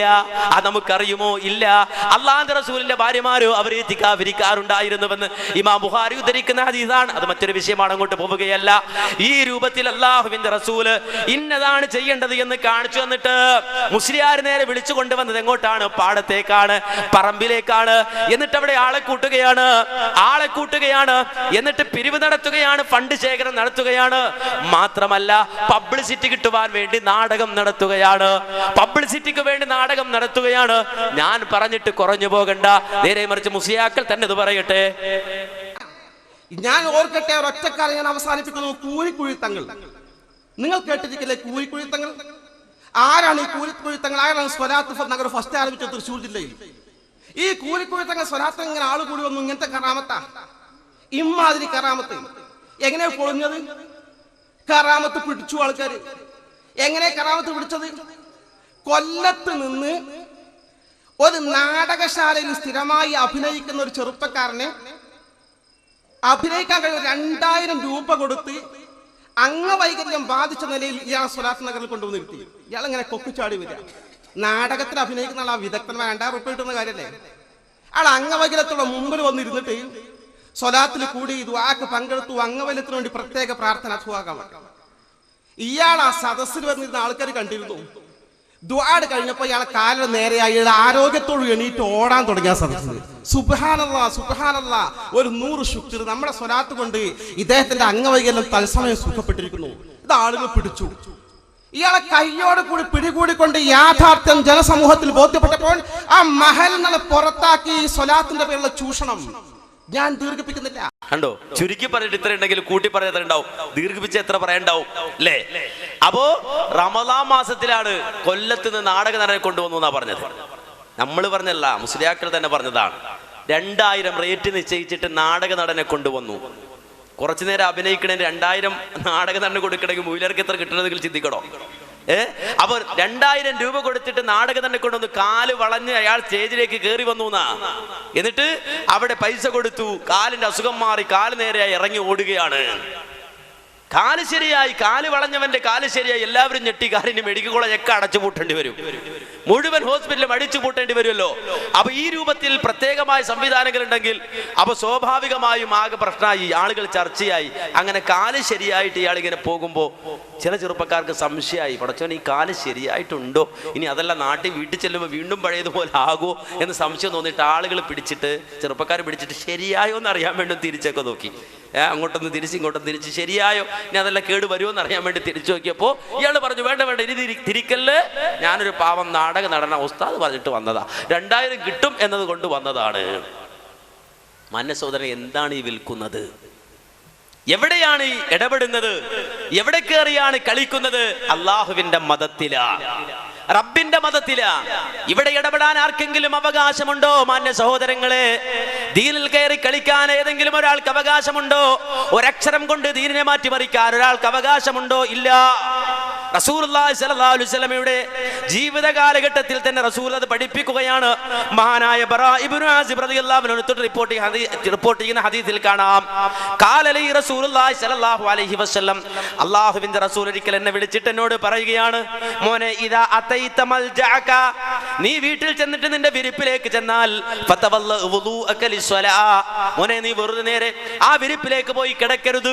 നേരെ മറിച്ച് കിടക്കുന്നതിന് മുമ്പ് നീ നിന്റെ അംഗശുദ്ധി വരുത്തണം, വൃത്തിയായി വുദൂ എടുക്കണം. നമസ്കാരത്തിന് വുദു എടുക്കുന്നത് പോലെ വുദു എടുക്കണം. എന്നിട്ട് വിരിപ്പിലേക്ക് ചെന്നിട്ട് സുമ്മൽ തജി അലാ ശിക്കിക്കൽ ഐമൻ, മലന്നങ്ങ് വീഴുകയല്ല, നേരെ മറിച്ച് വലതുഭാഗം ചരിഞ്ഞ് വേണം മോനെ ആദ്യം കിടക്കാൻ. വലതുഭാഗം കൊണ്ട് കിടക്കണം. എന്നിട്ട് നീ പറയണം, വഖുൽ, നീ പറയണം, അല്ലാഹുമ്മ അസ്ലംതു നഫ്സി ഇലൈക വഫവ്വൽതു അംരി ഇലൈക വഅൽജഅതു ലഹരി ഇലൈക റഹ്ബതൻ വറഗ്ബതൻ ഇലൈക ലാ മൽജഅ വലാ മൻജഅ ഇല്ലാ വലാ മൻജഅ മിൻക ഇല്ലാ ഇലൈക ആമന്തു ബികിതാബിക്കല്ലദീ അൻസൽത വബിനബിയിക്കല്ലദീ അർസൽത എന്ന് നീ പറഞ്ഞിട്ട് വേണം മോനെ കിടക്കാൻ. എന്നിട്ട് ആ കിടപ്പ് നീ കിടന്നിട്ട് ഫൈൻ മുത്താലൽ ഫിത്ര, ഫൈൻ മുത്താലൽ ഫിത്ര, ആ കിടപ്പിൽ കിടന്നുകൊണ്ട് നീ മരിച്ചാൽ ശുദ്ധ പ്രകൃതിയിൽ നീ മരിക്കും മോനെ. അഥവാ ഒരു കുട്ടി മരിച്ചാൽ ഏതവസ്ഥയിലാണോ ആ അവസ്ഥയിലായിരിക്കും നിന്റെ മരണം മോനെ. ഫജഅൽഹുന്ന ആഖിറ മാ തഖൂൽ, ഒരു ദിവസത്തിൽ അവസാനമായി നീ പറയുന്ന വാചകം ഈ വാചകമായിരിക്കണം മോനെ എന്ന് മഹാനായ ബറാ ഇബ്നു ആസിബ് റളിയല്ലാഹു അൻഹുവിന് റസൂലുള്ളാഹി സ്വല്ലല്ലാഹു അലൈഹി വസല്ലം പഠിപ്പിച്ചു കൊടുക്കുമ്പോൾ ആ സ്വഹാബി അപ്പോൾ തന്നെ അത് ഹൃദയസ്ഥമാക്കാൻ വേണ്ടി ശ്രമിക്കുകയാണ്, കാണാതെ പഠിക്കാൻ വേണ്ടി ശ്രമിക്കുകയാണ്. അങ്ങനെ അദ്ദേഹം കാണാതെ പഠിച്ചു എന്നുറപ്പ് വരുത്തിയിട്ട് റസൂലുള്ളാഹിയോട് പറയുന്നു, നബിയെ, ആ വാചകം ഒന്ന് ഞാൻ താങ്കൾക്ക് പറഞ്ഞു കേൾപ്പിക്കാം, എന്റെ വാചകത്തിൽ തെറ്റുണ്ടോ എന്ന് അങ്ങൊന്ന് നോക്കണമെന്ന് പറഞ്ഞിട്ട് ആ വാചകം ഇങ്ങനെ പറയുകയാണ്, അല്ലാഹുമ്മ അസ്ലംതു നഫ്സി ഇലൈക വഫവ്വൽതു അംരി ഇലൈക എന്ന് തുടങ്ങുന്ന ആ വാചകം ഇങ്ങനെ പറഞ്ഞു അവസാനം ആ സഹാബി പറയാണ്, ആമന്തു ബികിതാബിക്കല്ലദീ അൻസൽത വബിനബിയിക്കല്ലദീ അർസൽത എന്ന് പറയേണ്ടടുത്ത് ഈ സഹാബി നബി എന്ന് പറയേണ്ടതിന് പകരം വബി റസൂലിക്കല്ലദീ അർസൽത എന്ന് പറഞ്ഞുപോയി. നബിയും റസൂലും ചർച്ചയാണ് ചില ഗ്രന്ഥങ്ങളിൽ. ആ ചർച്ച ചെയ്യപ്പെടുമ്പോൾ പല പണ്ഡിതന്മാരും പറയുന്നത് നബി എന്ന് പറയുന്നതിനേക്കാളും ഉയർന്ന വാക്കാണ് റസൂൽ, ആശയപരമായി ഉയർന്ന വാക്കാണ് റസൂൽ. ഇവിടെ ഈ സഹാബി പറഞ്ഞത് അങ്ങനെ, നബി വബിനബിക്കല്ലദീ അർസൽത എന്ന് പറയേണ്ടതിന് പകരം ഇദ്ദേഹം പറഞ്ഞു വബി റസൂലിക്കല്ലദീ അർസൽത എന്ന് പറഞ്ഞു പോയി. ഉടൻ തന്നെ അല്ലാഹുവിന്റെ റസൂൽ പറയുന്നു, ലാ ലാ ലാ, മോനെ അങ്ങനെയല്ല, വബി റസൂലിക്കല്ലദീ അർസൽത എന്നല്ല, നേരെ മറിച്ച് വബി നബിയിക്കല്ലദീ അർസൽത, നബിയിക്കല്ലദീ അർസൽത എന്ന് തന്നെ പറയണം. കാരണം നബി എന്ന് പറയപ്പെട്ടെടുത്ത് പഠിപ്പിക്കപ്പെട്ടെടുത്ത് റസൂൽ എന്ന് മാറ്റാൻ എനിക്ക് അവകാശമില്ല, നിനക്ക് അവകാശമില്ല. കാരണം വമാ യന്ദികു അനിൽ ഹവാ ഇൻ ഹുവ ഇല്ലാ വഹയ്യൂഹാ, ഇത് തന്നെ ഇഷ്ടപ്രകാരം എന്റെ ഇഷ്ടത്തിനനുസരിച്ച് ഞാൻ സമർപ്പിച്ച അല്ല മോനെ ഇത്, നേരെ മറിച്ച് ഇത് അല്ലാഹുവിന്റെ വഹയാണ്, റബ്ബിന്റെ വഹയാണ്. ആ വഹിയിൽ മാറ്റം വരുത്താൻ എനിക്ക് അവകാശമില്ല, നിനക്ക് അവകാശമില്ല, ഒരക്ഷരം തിരുത്താൻ പോലും നമുക്ക് അവകാശമില്ല. അങ്ങനെ മാറ്റിയാൽ അത് സ്വീകരിക്കാൻ ഒരാൾക്കും ബാധ്യതയും ഇല്ല. ഇത് അല്ലാഹുവിന്റെ റസൂൽ കൃത്യമായി പഠിപ്പിക്കണം. അതുകൊണ്ട് ഏറ്റവും വലിയ തിന്മകൾ, ആ തിന്മകൾ എണ്ണുമ്പോ വ്യക്തമായി മനസ്സിലാക്കണം, കുഫ്ർ കഴിഞ്ഞാൽ പിന്നുള്ള തിന്മ ബിദ്അത്താണ്. മതത്തിൽ ഇങ്ങനെ കൊണ്ടുവരുന്ന പുതുതായി ഉണ്ടാക്കിക്കൊണ്ടുവരുന്ന കാര്യങ്ങൾ അതാണ്. എന്ത് തിന്മകളിൽ വലിയ തിന്മ കുഫ്ർ കഴിഞ്ഞാലുള്ള തിന്മ അതാണ്. ഒരാൾ വ്യഭിചരിക്കുന്നതിനേക്കാൾ, ഒരാൾ കള്ളുകുടിക്കുന്നതിനേക്കാളും വലിയ തിന്മ ബിദ്അത്താണ്. ഒരാൾ വ്യഭിചരിക്കുന്നതിനേക്കാൾ, ഒരാൾ കള്ളുകുടിക്കുന്നതിനേക്കാൾ വലിയ തിന്മ അത് ബിദ്അത്താണ്, സംശയമില്ല. അറിയപ്പെട്ട ഒരുപാട് പാപങ്ങളുണ്ട്. ഒരാൾ പലിശക്ക് കൊടുക്കുന്നവനാണ്, പലിശയുമായി ബന്ധപ്പെടുന്നവനാണ്, പലിശ ഗൗരവമുള്ളതാണ്, മദ്യപാനം ഗൗരവമുള്ളതാണ്, അതുപോലെ തന്നെ വ്യഭിചാരം ഗൗരവമുള്ളതാണ്. പക്ഷേ അതിനേക്കാൾ വലിയ തിന്മ, അതിനേക്കാൾ വലിയ തെറ്റ് ബിദ്അത്താകുന്ന തെറ്റാണെന്ന് ഞാൻ പറയുമ്പോ ഈ ശബ്ദം കേൾക്കുന്ന ആളുകൾ അകന്ന് ചിലരെങ്കിലും ചിന്തിക്കുന്നുണ്ടാകാം, ഈ CD ഇറങ്ങിയാൽ ഒരു ക്ലിപ്പ് ഉറപ്പായി, ഈ CD ഇറങ്ങിയാൽ ഒരു ക്ലിപ്പ് ഉറപ്പായി എന്ന് അകന്ന് നിന്ന് ചിന്തിക്കുന്ന ആരെങ്കിലും ഉണ്ട് എങ്കിൽ അതേ എന്റെ ക്ലിപ്പല്ല ഞാൻ പറയുന്നത്, നേരെ മറിച്ച് ഒരു മുസ്ലിയാർ തന്നെ ഈ കാര്യം പറയുന്നു, കേട്ടോളൂ. നബി സല്ലല്ലാഹു അലൈഹി വസല്ലം ഇമാം ഗസാലി തന്റെ അഖീദയെ സംബന്ധിച്ച് സംസാരിച്ച ഭാഗത്ത് കാണാം, മിൻഹാജുൽ ആബിദീനിൽ വലിയ കുറ്റമാണ് കുഫ്ർ. അല്ലാഹു തആല നമ്മളെ തൊട്ട് കാത്തുരക്ഷിക്കുമാറാകട്ടെ. ഒന്നാമത്തെ വൻകുറ്റം കുഫ്റാണ്. രണ്ടാമത്തേത് ഏതാ? ഈ സദസ്സിനോട് ചോദിച്ചാൽ, ഒരു മുസ്ലിമിനോട് ചോദിച്ചാൽ അവൻ പറയും കള്ളു കുടിക്കല്, വ്യഭിചരിക്കല്, അതുപോലുള്ള വൻകുറ്റങ്ങൾ വലിയ കുറ്റം തന്നെയാണ്. പക്ഷെ അതല്ല രണ്ടാമത്തെ സ്റ്റേജ്. രണ്ടാമത്തെ വൻകുറ്റം അൽ ബിദ്അത്തു, ബിദ്അത്താണ്. കണ്ടോ, രണ്ടാമത്തെ വൻകുറ്റം അൽ ബിദ്അത്തു, ബിദ്അത്താണ്. മദ്യപാനം തെറ്റാണ്, വ്യഭിചാരം തെറ്റാണ്.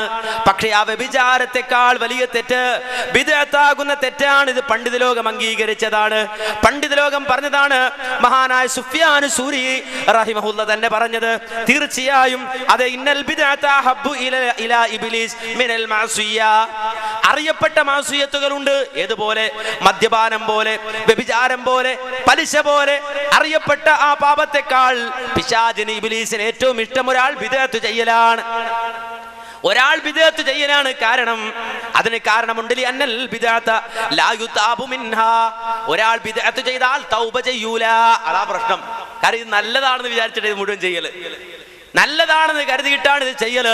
അതുകൊണ്ട് ബിദ്അത്തുകാരൻ തൗബ ചെയ്യൂല. പടച്ചോനെ ഞാൻ ബിദ്അത്ത് ചെയ്തു പോയി പുറത്തുതാ എന്ന് പറയൂല. നേരെ മറിച്ച് ഇവൻ നടത്തുന്ന മുഴുവൻ കാര്യങ്ങളും, ഈ ബിദ്അത്തുകളും ദീനിന്റെ ഭാഗമാണെന്ന് വിചാരിച്ചിട്ടാ ചെയ്യുന്നത്, സ്വർഗത്തിലേക്ക് പോകാൻ വേണ്ടി എന്ന് പറഞ്ഞിട്ടാ ചെയ്യുന്നത്. അതുകൊണ്ട് അവൻ തൗബ ചെയ്യൂല. എന്നാൽ വൽമഅസിയ, ഒരാൾ കുറ്റകരമായ അറിയപ്പെട്ട പലിശ പോലെ, വ്യഭിചാരം പോലെ, അതുപോലെ മദ്യപാനം പോലെയുള്ള പാപങ്ങൾ ചെയ്താലോ, ജീവിതത്തിന്റെ മറ്റേതെങ്കിലും അവസരത്തിൽ അയാൾക്ക് കുറ്റബോധം ഉണ്ടായി എന്ന് വരാം. അങ്ങനെയാണ് അത്തരത്തിലുള്ള പാപത്തിന്റെ പ്രത്യേകത. കള്ളുകുടിക്കുന്നവൻ മനസമാധാനത്തോടെ കള്ളുകുടിക്കൂല, വ്യഭിചരിക്കുന്നവൻ മനസമാധാനത്തോടെ വ്യഭിചരിക്കൂല, പലിശക്ക് കൊടുക്കുന്നവൻ മനസമാധാനത്തോടെ പലിശക്ക് കൊടുക്കൂല. മനസ്സിനിങ്ങനെ കുത്തുണ്ടായിക്കൊണ്ടിരിക്കും എപ്പോഴും. അതുകൊണ്ട് തൗബക്കുള്ള ചാൻസ് കൂടുതലാണ്. ബിദ്അത്തുകാരന് തൗബക്കുള്ള മനസ്സുണ്ടാവൂല. അതുകൊണ്ട് അറിയപ്പെട്ട മദ്യപാനം പോലെ, വ്യഭിചാരം പോലെയുള്ള തിന്മകൾ ആളുകൾ ചെയ്യുന്നതിനേക്കാൾ ഇബ്ലീസിന് ഏറ്റവും ഇഷ്ടം അയാൾ ബിദ്അത്ത് ചെയ്യലാണ്, ബിദ്അത്ത് ചെയ്യലാണ്. അതുകൊണ്ട് തന്നെ അല്ലാഹുവിന്റെ ദീൻ, റബ്ബിന്റെ ദീനിന്റെ പ്രത്യേകത പ്രമാണമില്ലാത്തത്, തെളിവില്ലാത്തത് സ്വീകരിക്കൂല. അതാണ് ഇസ്ലാമിന്റെ പ്രത്യേകത അതാണ്. കണ്ടത് കേട്ടത് കാലാ കൈല, അയാൾ പറഞ്ഞു, അങ്ങനെ പറയപ്പെട്ടു, റുവിയ റിപ്പോർട്ട് ചെയ്യപ്പെട്ടു, അങ്ങനൊന്നും സ്വീകരിക്കൂല. ഇസ്ലാമിലേക്ക് ചേർക്കപ്പെടുന്നത്, ദീനിലേക്ക് ചേർക്കപ്പെടുന്നത് വ്യക്തമായ പ്രമാണമുള്ളതാകണം, തെളിവുള്ളതാകണം. റസൂലുള്ളാഹിയിലേക്ക് ചേർക്കപ്പെടുന്നതിന് കൃത്യമായ തെളിവ് വേണം, കൃത്യമായ രേഖ വേണം. അതെന്താകട്ടെ, റസൂലുള്ളാഹി സ്വല്ലല്ലാഹു അലൈഹി വസല്ലമയിൽ നിന്നൊരു വാക്കാകട്ടെ, നബിയിൽ നിന്നൊരു വാക്ക് വന്നു കിട്ടലാകട്ടെ, റസൂലുള്ളാഹി സ്വല്ലല്ലാഹു അലൈഹി വസല്ലമ ചെയ്തൊരു പ്രവർത്തനമാകട്ടെ, നബിയിൽ നിന്നുള്ള ഒരു ആധാറാകട്ടെ, റസൂലുള്ളാഹി സ്വല്ലല്ലാഹു അലൈഹി വസല്ലമയിൽ നിന്ന് വന്നു കിട്ടുന്ന ഏത് കാര്യമാകട്ടെ, അതിന് കൃത്യമായ തെളിവുണ്ടെങ്കിലേ മുസ്ലിം സമൂഹം സ്വീകരിക്കേണ്ടതുള്ളൂ, മുസ്ലിം ലോകം അംഗീകരിക്കേണ്ടതുള്ളൂ. അത് ഇസ്ലാമിന്റെ നിയമമാണ്. ലോകത്ത് പാലിക്കപ്പെട്ട നിയമം, പാലിക്കേണ്ട നിയമം, അങ്ങനെ സംരക്ഷിക്കപ്പെട്ട മതമാണ് ഇസ്ലാം. ഇത് നമ്മൾ പറയുമ്പോ പലപ്പോഴും പലരും പറയും അത് എപ്പോഴും മുജാഹിദുകൾ അങ്ങനെയാണ്, എന്ത് പറഞ്ഞാലും സനതുണ്ടോ, അതുണ്ടോ, ഇതുണ്ടോ, പരമ്പര ഉണ്ടോ എന്നിങ്ങനെ ചോദിച്ചുകൊണ്ടിരിക്കും. അത് മുജാഹിദുകൾക്കുള്ളതാണ് എന്ന് ചിലരെങ്കിലും സംശയിക്കും. എന്നാൽ നമുക്ക് മാത്രമല്ല, അത് ഇസ്ലാമിക ലോകം അംഗീകരിച്ചതാണ് എന്നതിന്റെ തെളിവ് നിങ്ങൾ കേട്ടോളൂ. ഇനി അങ്ങനെ ഒരു മുടി വന്നാൽ, ഒരു മുടി വന്നെത്തിയാൽ റസൂലുള്ളാഹി സ്വല്ലല്ലാഹു അലൈഹി വസല്ലമ തങ്ങളുടേതാണെന്നാരെങ്കിലും പറഞ്ഞാൽ പിന്നെ സനത് ചോദിക്കാൻ പാടില്ല. പറഞ്ഞ് സ്വീകരിച്ചു കൊള്ളണം എന്ന് പറഞ്ഞാൽ അത് കാരന്തൂരിൽ പോയി പറഞ്ഞാൽ മതി, അത് നടക്കൂല. നബി തങ്ങളതാണെന്ന് പറഞ്ഞ ഒരു വാക്ക് ഇന്നമൽ അഅ്മാലു ബിന്നിയാത്ത്. ഇമാം ബുഖാരി തങ്ങൾക്ക് പറഞ്ഞാൽ മതി, തങ്ങളെ ഞങ്ങൾക്ക് വിശ്വാസമുണ്ട്. ഇമാം ബുഖാരിനെ ആരാണെന്ന് ചരിത്രം അറിയാം. അഹമ്മദിന്റെ ചരിത്രമല്ല, അബൂബക്കറിന്റെ ചരിത്രമല്ല, ഇമാം ബുഖാരിന്റെ ചരിത്രം. ആ ഇമാം ബുഖാരി തങ്ങൾ പറഞ്ഞാൽ മതി, ഇങ്ങനെ പറഞ്ഞിട്ടുണ്ട്, നബി തങ്ങൾ പറഞ്ഞിട്ടുണ്ട്, ഞാൻ പറഞ്ഞങ്ങൾ കേട്ടാൽ മതി എന്ന് പറഞ്ഞാൽ പോലും. എന്തിനാ ഈ സനത് ഇത്രയേറെ വിഷമിച്ച് ഉണ്ടാക്കണം? ഒരാള് ഇടത്ത് ഭാഗത്ത് തുപ്പലിന് പകരം വലത് ഭാഗത്തേക്ക് തുപ്പിയ ആളുടെ പോലും അയാളെ ഈ സനദിലേക്ക് സ്വീകരിക്കപ്പെടുകയില്ല. എന്നിട്ടല്ലേ കളവും 100 കളവും 1000 കളവും പറയുന്നയാളെ സ്വീകരിക്കില്ല. അങ്ങനെ സ്വീകരിക്കപ്പെടാത്ത രീതിയിൽ വളരെ ശക്തമായ സനദിലാണ് റസൂലുള്ളാഹി സ്വല്ലല്ലാഹു അലൈഹി വസല്ലമ തങ്ങളെ സംബന്ധിച്ചുള്ള ഒരു വാക്ക്, നബി തങ്ങൾ ഇങ്ങനെ പറഞ്ഞു എന്ന് പറയുന്ന ഒരു വാക്ക് അതിശക്തമായ സനദിലൂടെ സ്ഥാപിക്കപ്പെടുകയാണ്. അക്കൂട്ടത്തിൽ ഏതെങ്കിലും ഒരാൾ പറ്റാത്തയാളാണെങ്കിൽ, വളരെ ചെറിയ നിലയിൽ എന്തെങ്കിലും ഒരു ളുഅഫിന്റെ ഇല്ലത്തുണ്ടെങ്കിൽ അയാളെ തള്ളി, ഹദീസ് സഹീഹാണെങ്കിൽ പോലും സ്വീകരിക്കപ്പെടുകയില്ല. ഇതെല്ലാ കാര്യത്തിലും ഇങ്ങനെ തന്നെ. ഹദീസ് പറഞ്ഞിട്ടുണ്ടാവാം, പക്ഷെ ഈ ഇടക്കുള്ളയാള് മോശക്കാരനായാൽ ആ സനദ് ശരിയല്ലാത്തത് കൊണ്ട് ആ ഹദീസ് സ്വീകരിക്കപ്പെടുകയില്ല. സാധാരണക്കാരായ ആളുകൾ മനസ്സിലാക്കണം, ലഈഫായ ഹദീസ് എന്ന് പറഞ്ഞാൽ നബിതങ്ങൾ പറയാത്ത ഹദീസ് എന്നല്ല അർത്ഥം. മറിച്ച് നബിതങ്ങൾ പറഞ്ഞു എന്ന് പറയുന്ന ആളുകളുടെ പരമ്പരയിൽ ഒരാൾ മോശക്കാരനുണ്ട്, ചെറിയ മോശം എന്തെങ്കിലും മതി, എന്നാൽ ആ ഹദീസ് സ്വീകരിക്കപ്പെടുകയില്ല എന്ന. അങ്ങനെ അത്ര കണിശമായി റസൂലുള്ളാഹി സ്വല്ലല്ലാഹു അലൈഹി വസല്ലമ തങ്ങളുടെ വാക്കിന് സനദ് വേണം. എന്നിട്ടല്ലേ ഷാർ മുബാറക്കിന്റെ സനദ് ചോദിച്ചാൽ പൊറുതികേട് കാണിക്കേണ്ട ആവശ്യം. ഇല്ലെങ്കിൽ എന്താ സംഭവിക്കുക? ആർക്കും എന്തും പറയാം. നാളെ ഞാനൊരു മോതിരം കൊണ്ടുവരിക, മോതിരം കൊണ്ടുവന്നിട്ട് നിങ്ങളോട് പറയുന്നു, സഹോദരന്മാരെ, ഇന്നലെ ഞാൻ രാത്രി സ്വപ്നം കണ്ടു, നബി തങ്ങളെ സ്വപ്നം കണ്ടു, ദാ ഈ മോതിരം എനിക്ക് സ്വപ്നത്തിൽ തന്നതാണ്. എന്താ പറഞ്ഞൂടെ? സ്വപ്നത്തിന്റെ കള്ളക്കഥകൾ പറഞ്ഞു നടക്കുന്ന ആളുകൾക്ക് എന്തായാലും പറഞ്ഞൂടെ? ഇത് എല്ലാം പറയാം എന്ന സ്ഥിതി വന്നാൽ ആർക്കും എന്തും പറയാം. പണ്ട് മത്തി കച്ചവടക്കാരൻ മത്തി ഇങ്ങനെ വെച്ച് വിൽക്കുകയാണ് പോലും ഏതോ നാട്ടിൽ. ഇത് അങ്ങനെ പറയപ്പെടുന്ന ഒരു കഥയാണ്. ഇനി അതിന് തെളിവ് ചോദിക്കണ്ട. മത്തി കച്ചവടക്കാരൻ മത്തി ഇങ്ങനെ വിൽക്കുക. അപ്പുറത്ത് ചെമ്മീനുണ്ട്, അതിന്റെ അപ്പുറം മുള്ളനുണ്ട്, അതിന്റെ അപ്പുറം ആവോലി അയക്കൂറി ഒക്കെ ഉണ്ട്. എല്ലാവരും ആവോലി അയക്കൂറിയും ചെമ്മീനും ഒക്കെ വാങ്ങി പോവാ. വന്ന സമയം വൈകി, മത്തി കച്ചവടം നടന്നിട്ടില്ലെങ്കിൽ പറ്റൂല. അപ്പൊ മൂപ്പര് മന്നകല മത്തി ഫഹുവ മിൻ ഉമ്മത്തി, ആരെങ്കിലും മത്തി തിന്നാൽ എന്റെ ഉമ്മത്തിപ്പെട്ടതാണെന്ന് നബി തങ്ങൾ പറഞ്ഞു എന്നങ്ങ് പറഞ്ഞു. മത്തി ചെലവായി പോലും. ഇങ്ങനെ ആയിക്കൂടെ? സനത് വേണ്ടല്ലോ. സനത് ചോദിക്കുന്നതിന് എന്ത് പൊറുതികളാ? ഉപ്പാന്റെ സനത് ചോദിച്ചോ ഉമ്മാന്റെ സനത് ചോദിച്ചോ എന്നാ ചോദിക്കുന്നത്. കണ്ടോ? അപ്പോ ഇസ്ലാമിൽ ഒരു കാര്യം സ്ഥിരപ്പെടണമെങ്കിൽ വെറുതെ അങ്ങ് സ്ഥിരപ്പെടൂല. നേരെമറിച്ച് അതിന് കൃത്യമായ പരമ്പര വേണം, കൃത്യമായ തെളിവ് വേണം. ആ തെളിവുള്ളതേ സ്വീകരിക്കുള്ളൂ. അല്ലെങ്കിൽ ഓരോരുത്തരും അവനവന് അനുസരിച്ചിട്ട് ഹദീസ് ഉണ്ടാക്കും, അവനവനെ തോന്നിയതുപോലെ ആയത്തുണ്ടാക്കും. അങ്ങനെയൊക്കെ ഉണ്ടാക്കിയിട്ടുണ്ട് കേരളത്തിൽ. ഞാൻ അങ്ങോട്ട് പോകല്ല, വിഷയം അതല്ലാത്തത് കൊണ്ട്. ഓരോരുത്തർക്ക് തോന്നിയതുപോലെ ഹദീസും തോന്നിയതുപോലെ ആയത്തും അതുപോലെ പലതും കൊണ്ടുവന്ന് റസൂലുള്ളാഹിയിലേക്ക് ചേർത്തും അങ്ങനെ പലതരത്തിലുള്ള തട്ടിപ്പും നടത്തും. അതുകൊണ്ട് ഇസ്ലാം സുരക്ഷിതമാണ്. എന്തുകൊണ്ട്? ബിൽ അസാനീദ്, സനദുകൾ കൊണ്ട്. അതുകൊണ്ടാണ് അറബി ലോകത്ത് നമുക്കറിയാം, ഇസ്ലാമിക ലോകത്ത് റിജാലിന്റെ ഗ്രന്ഥങ്ങളുണ്ട്, പ്രൗഢമായ ഇസ്ലാമിക ലോകത്തെ ഗ്രന്ഥങ്ങൾ. ഓരോ ഹദീസിൽ വന്ന ആളുകളെ സംബന്ധിച്ചും വ്യക്തമായ അവരുടെ ഹിസ്റ്ററി രേഖപ്പെടുത്തപ്പെട്ട വലിയ പ്രൗഢമായ ഗ്രന്ഥങ്ങൾ. ലോകത്ത് ഓറിയന്റലിസ്റ്റുകളെ പോലും അത്ഭുതപ്പെടുത്തിയ ആ ചരിത്രം ഇസ്ലാമിക ലോകത്ത് നിലനിൽക്കുകയാണ്.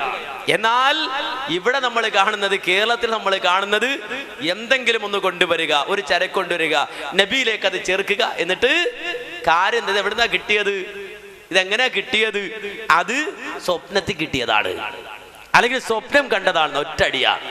സ്വപ്നത്തിന് എളുപ്പ വഴിയുണ്ട്, പക്ഷെ എന്താണ്? സാക്ഷി വേണ്ട. ഞാൻ സ്വപ്നം കണ്ടെന്ന് പറഞ്ഞാൽ സാക്ഷി ഉണ്ടാവും. എന്റെ സ്വപ്നത്തിന് നീ സാക്ഷി നിൽക്കൂ ഇല്ലല്ലോ. അതാണ് സ്വപ്നത്തിന്റെ പ്രത്യേകത. പക്ഷേ ഇവിടെ നമ്മൾ കാണുന്നത് സ്വപ്നത്തിന് പോലും സാക്ഷിയുള്ള സ്വപ്നം. ആ സ്വപ്നമാണ് ഇത്തരത്തിലുള്ള ആളുകൾ കൊണ്ടു നടക്കുന്നത്. എന്നിട്ട് നബിയുടെ മുടിയാണ് പോൽ, പ്രവാചകന്റെ കേശമാണ് പോൽ. നിങ്ങൾ കേട്ടോളൂ. അത്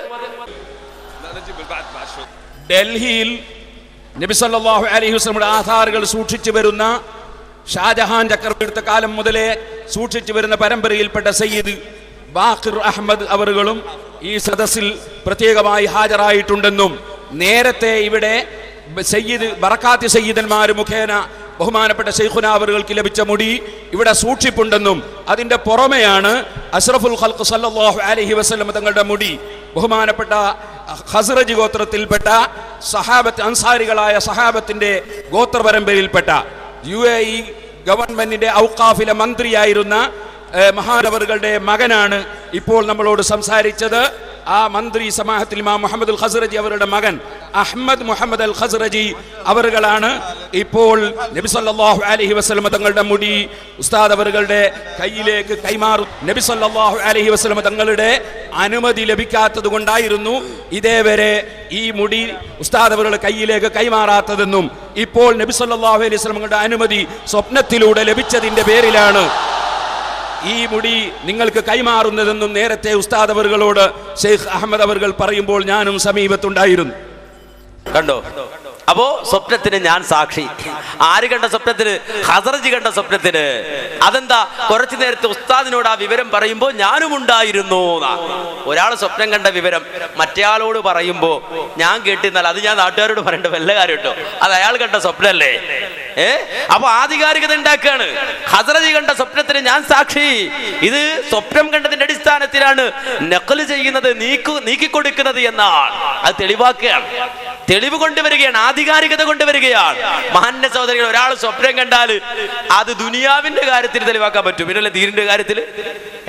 ഒരാൾ സ്വപ്നം കണ്ടു, ഉദാഹരണത്തിന് കാന്തപുരം മുസ്ലിയാർ സ്വപ്നം കാണുകയാണ്. എന്താ സ്വപ്നം? ഞാൻ പ്രധാനമന്ത്രി ആയിരിക്കുന്നു. മൂപ്പര് ഉറക്കത്തിൽ സ്വപ്നം കണ്ടതാ, ഞാൻ പ്രധാനമന്ത്രി ആയിരിക്കുന്നു. നേരെ ഇവിടുന്ന് വണ്ടി എടുത്ത് അവിടെ ചെന്ന് പ്രധാനമന്ത്രിയുടെ വീട്ടിൽ ചെന്നിട്ട് കോളിംഗ് ബെല്ലടിച്ച് അദ്ദേഹം വാതിൽ തുറന്ന് പുറത്തേക്ക് വരുമ്പോ ഇയാള് പറയാ ഔട്ട്. മൻമോഹൻ സിംഗ് ഞെട്ടൂലേ, എന്ത് ഔട്ട് എന്നോടോ?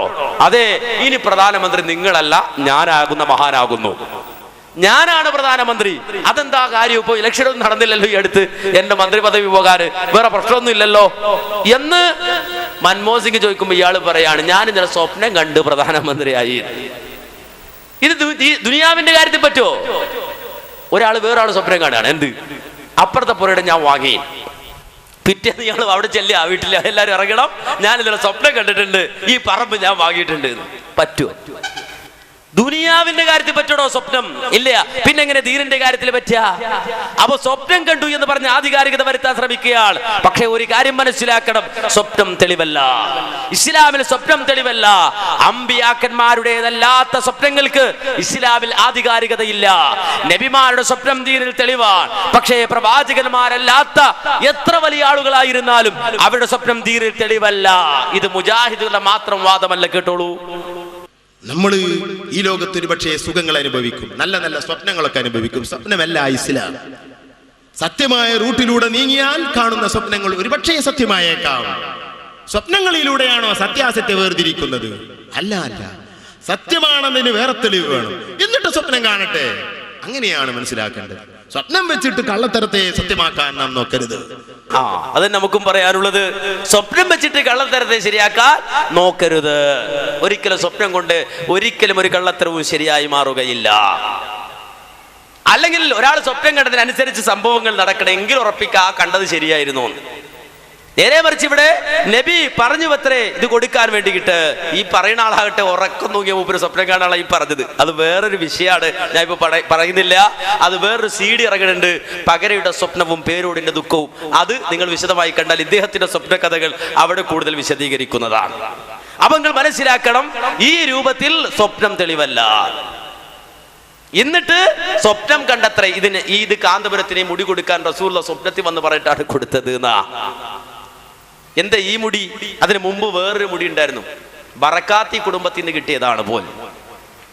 ബറക്കാത്തി കുടുംബത്തിൽ നിന്ന് കിട്ടിയതാണ് പോലും. ഇവിടെ നമ്മൾ വളരെ വ്യക്തമായി മനസ്സിലാക്കണം, ഇത്തരത്തിലുള്ള ആളുകൾക്ക് റസൂലുള്ളയോടുള്ള മുടി, ആ മുടിയുടെ പ്രത്യേകത മനസ്സിലാക്കിയിട്ട് ചെയ്യണമെന്ന് ഒരാളും വിചാരിക്കരുത്. റസൂലുള്ളയുടെ മുടിക്ക് പ്രത്യേകതയുണ്ട്.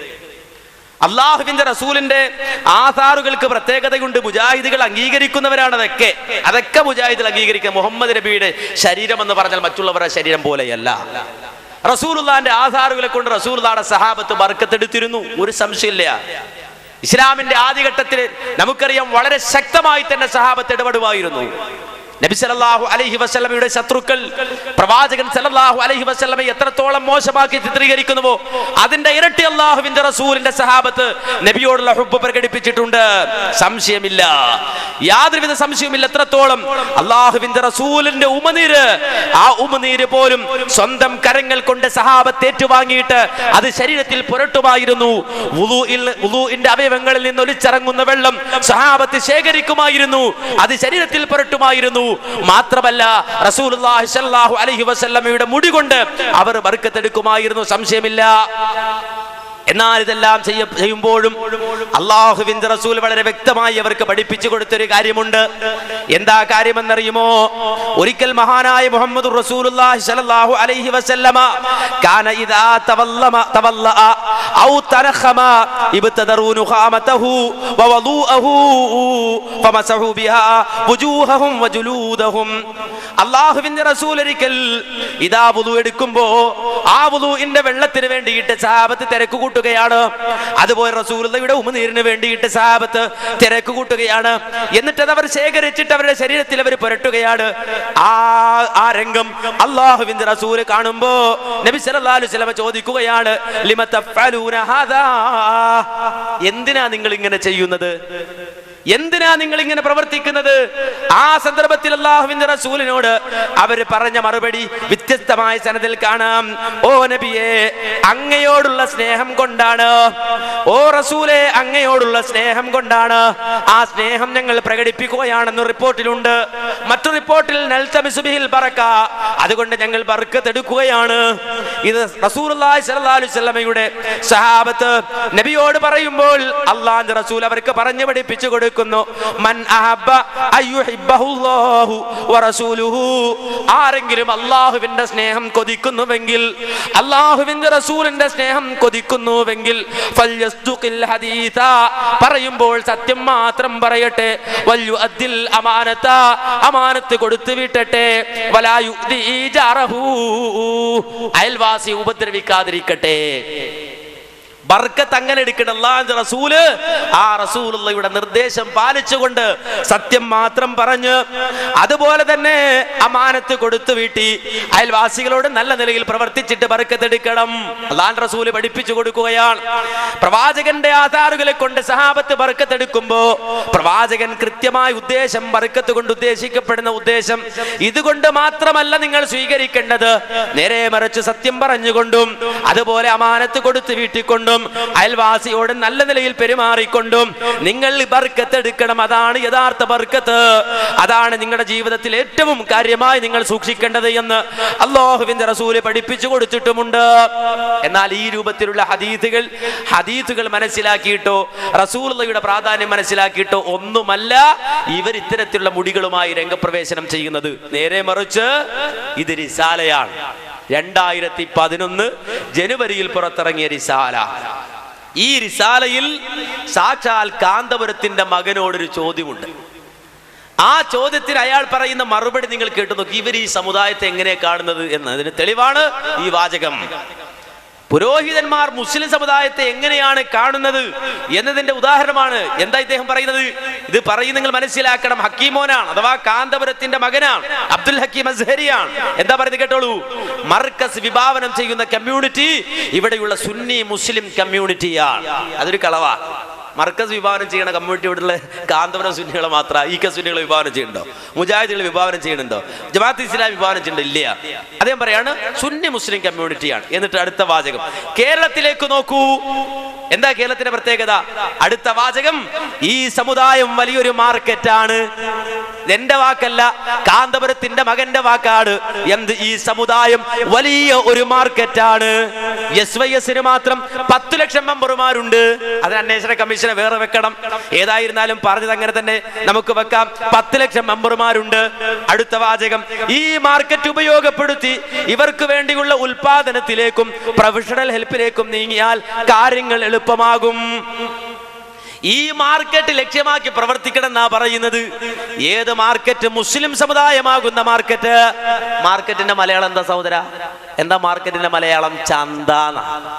ചന്ത എന്ന് പറഞ്ഞാൽ മുസ്ലിം സമുദായം എന്ന് പറഞ്ഞാൽ നല്ലൊരു ചന്തയാണ് എന്ന് സാക്ഷാൽ കാന്തപുരത്തിന്റെ മകൻ അതേ അഭിമുഖത്തിലൂടെ ഉറക്കെ പ്രഖ്യാപിക്കുകയാണ്. അതുകൊണ്ട് ഈ ചന്തയെ ലക്ഷ്യമാക്കി പുതിയ പ്രൊഡക്റ്റ് ഇറക്കണം എന്നാ. ഏത് ചന്തയെ ലക്ഷ്യമാക്കിയിട്ട്? മുസ്ലിം സമുദായമാകുന്ന മാർക്കറ്റ് ലക്ഷ്യം വെച്ച്, ചന്ത ലക്ഷ്യം വെച്ച് പുതിയ ഉൽപ്പന്നം ഇറക്കണമെന്ന് 2011 റിസാല. ആ റിസാലയിലായി എഴുതി വെച്ചത്. അങ്ങനെ പുതിയ മാർക്കറ്റിൽ ഈ മൂല്യക്കന്മാരയിൽ എന്താ ഉള്ളത്? അവിടുന്ന് കുറച്ച് മുടി കിട്ടി, അല്ലെങ്കിൽ ഇവിടുന്ന് കുറച്ച് മുടി കിട്ടി, അവിടുന്ന് കുറച്ച് കലം കിട്ടി, ഇവിടുന്ന് കുറച്ച് ചട്ടി കിട്ടി. ഇതൊക്കെയാണ് ഈ സമുദായത്തിൽ ഇറക്കുന്നത്. എന്നിട്ട് അതിന് ആധികാരികത ഉണ്ടാക്കുകയാണ്. എത്രത്തോളം? കാന്തപുരം മുസ്ലിയാർ തന്നെ പറയുന്നത് കേട്ടോളൂ.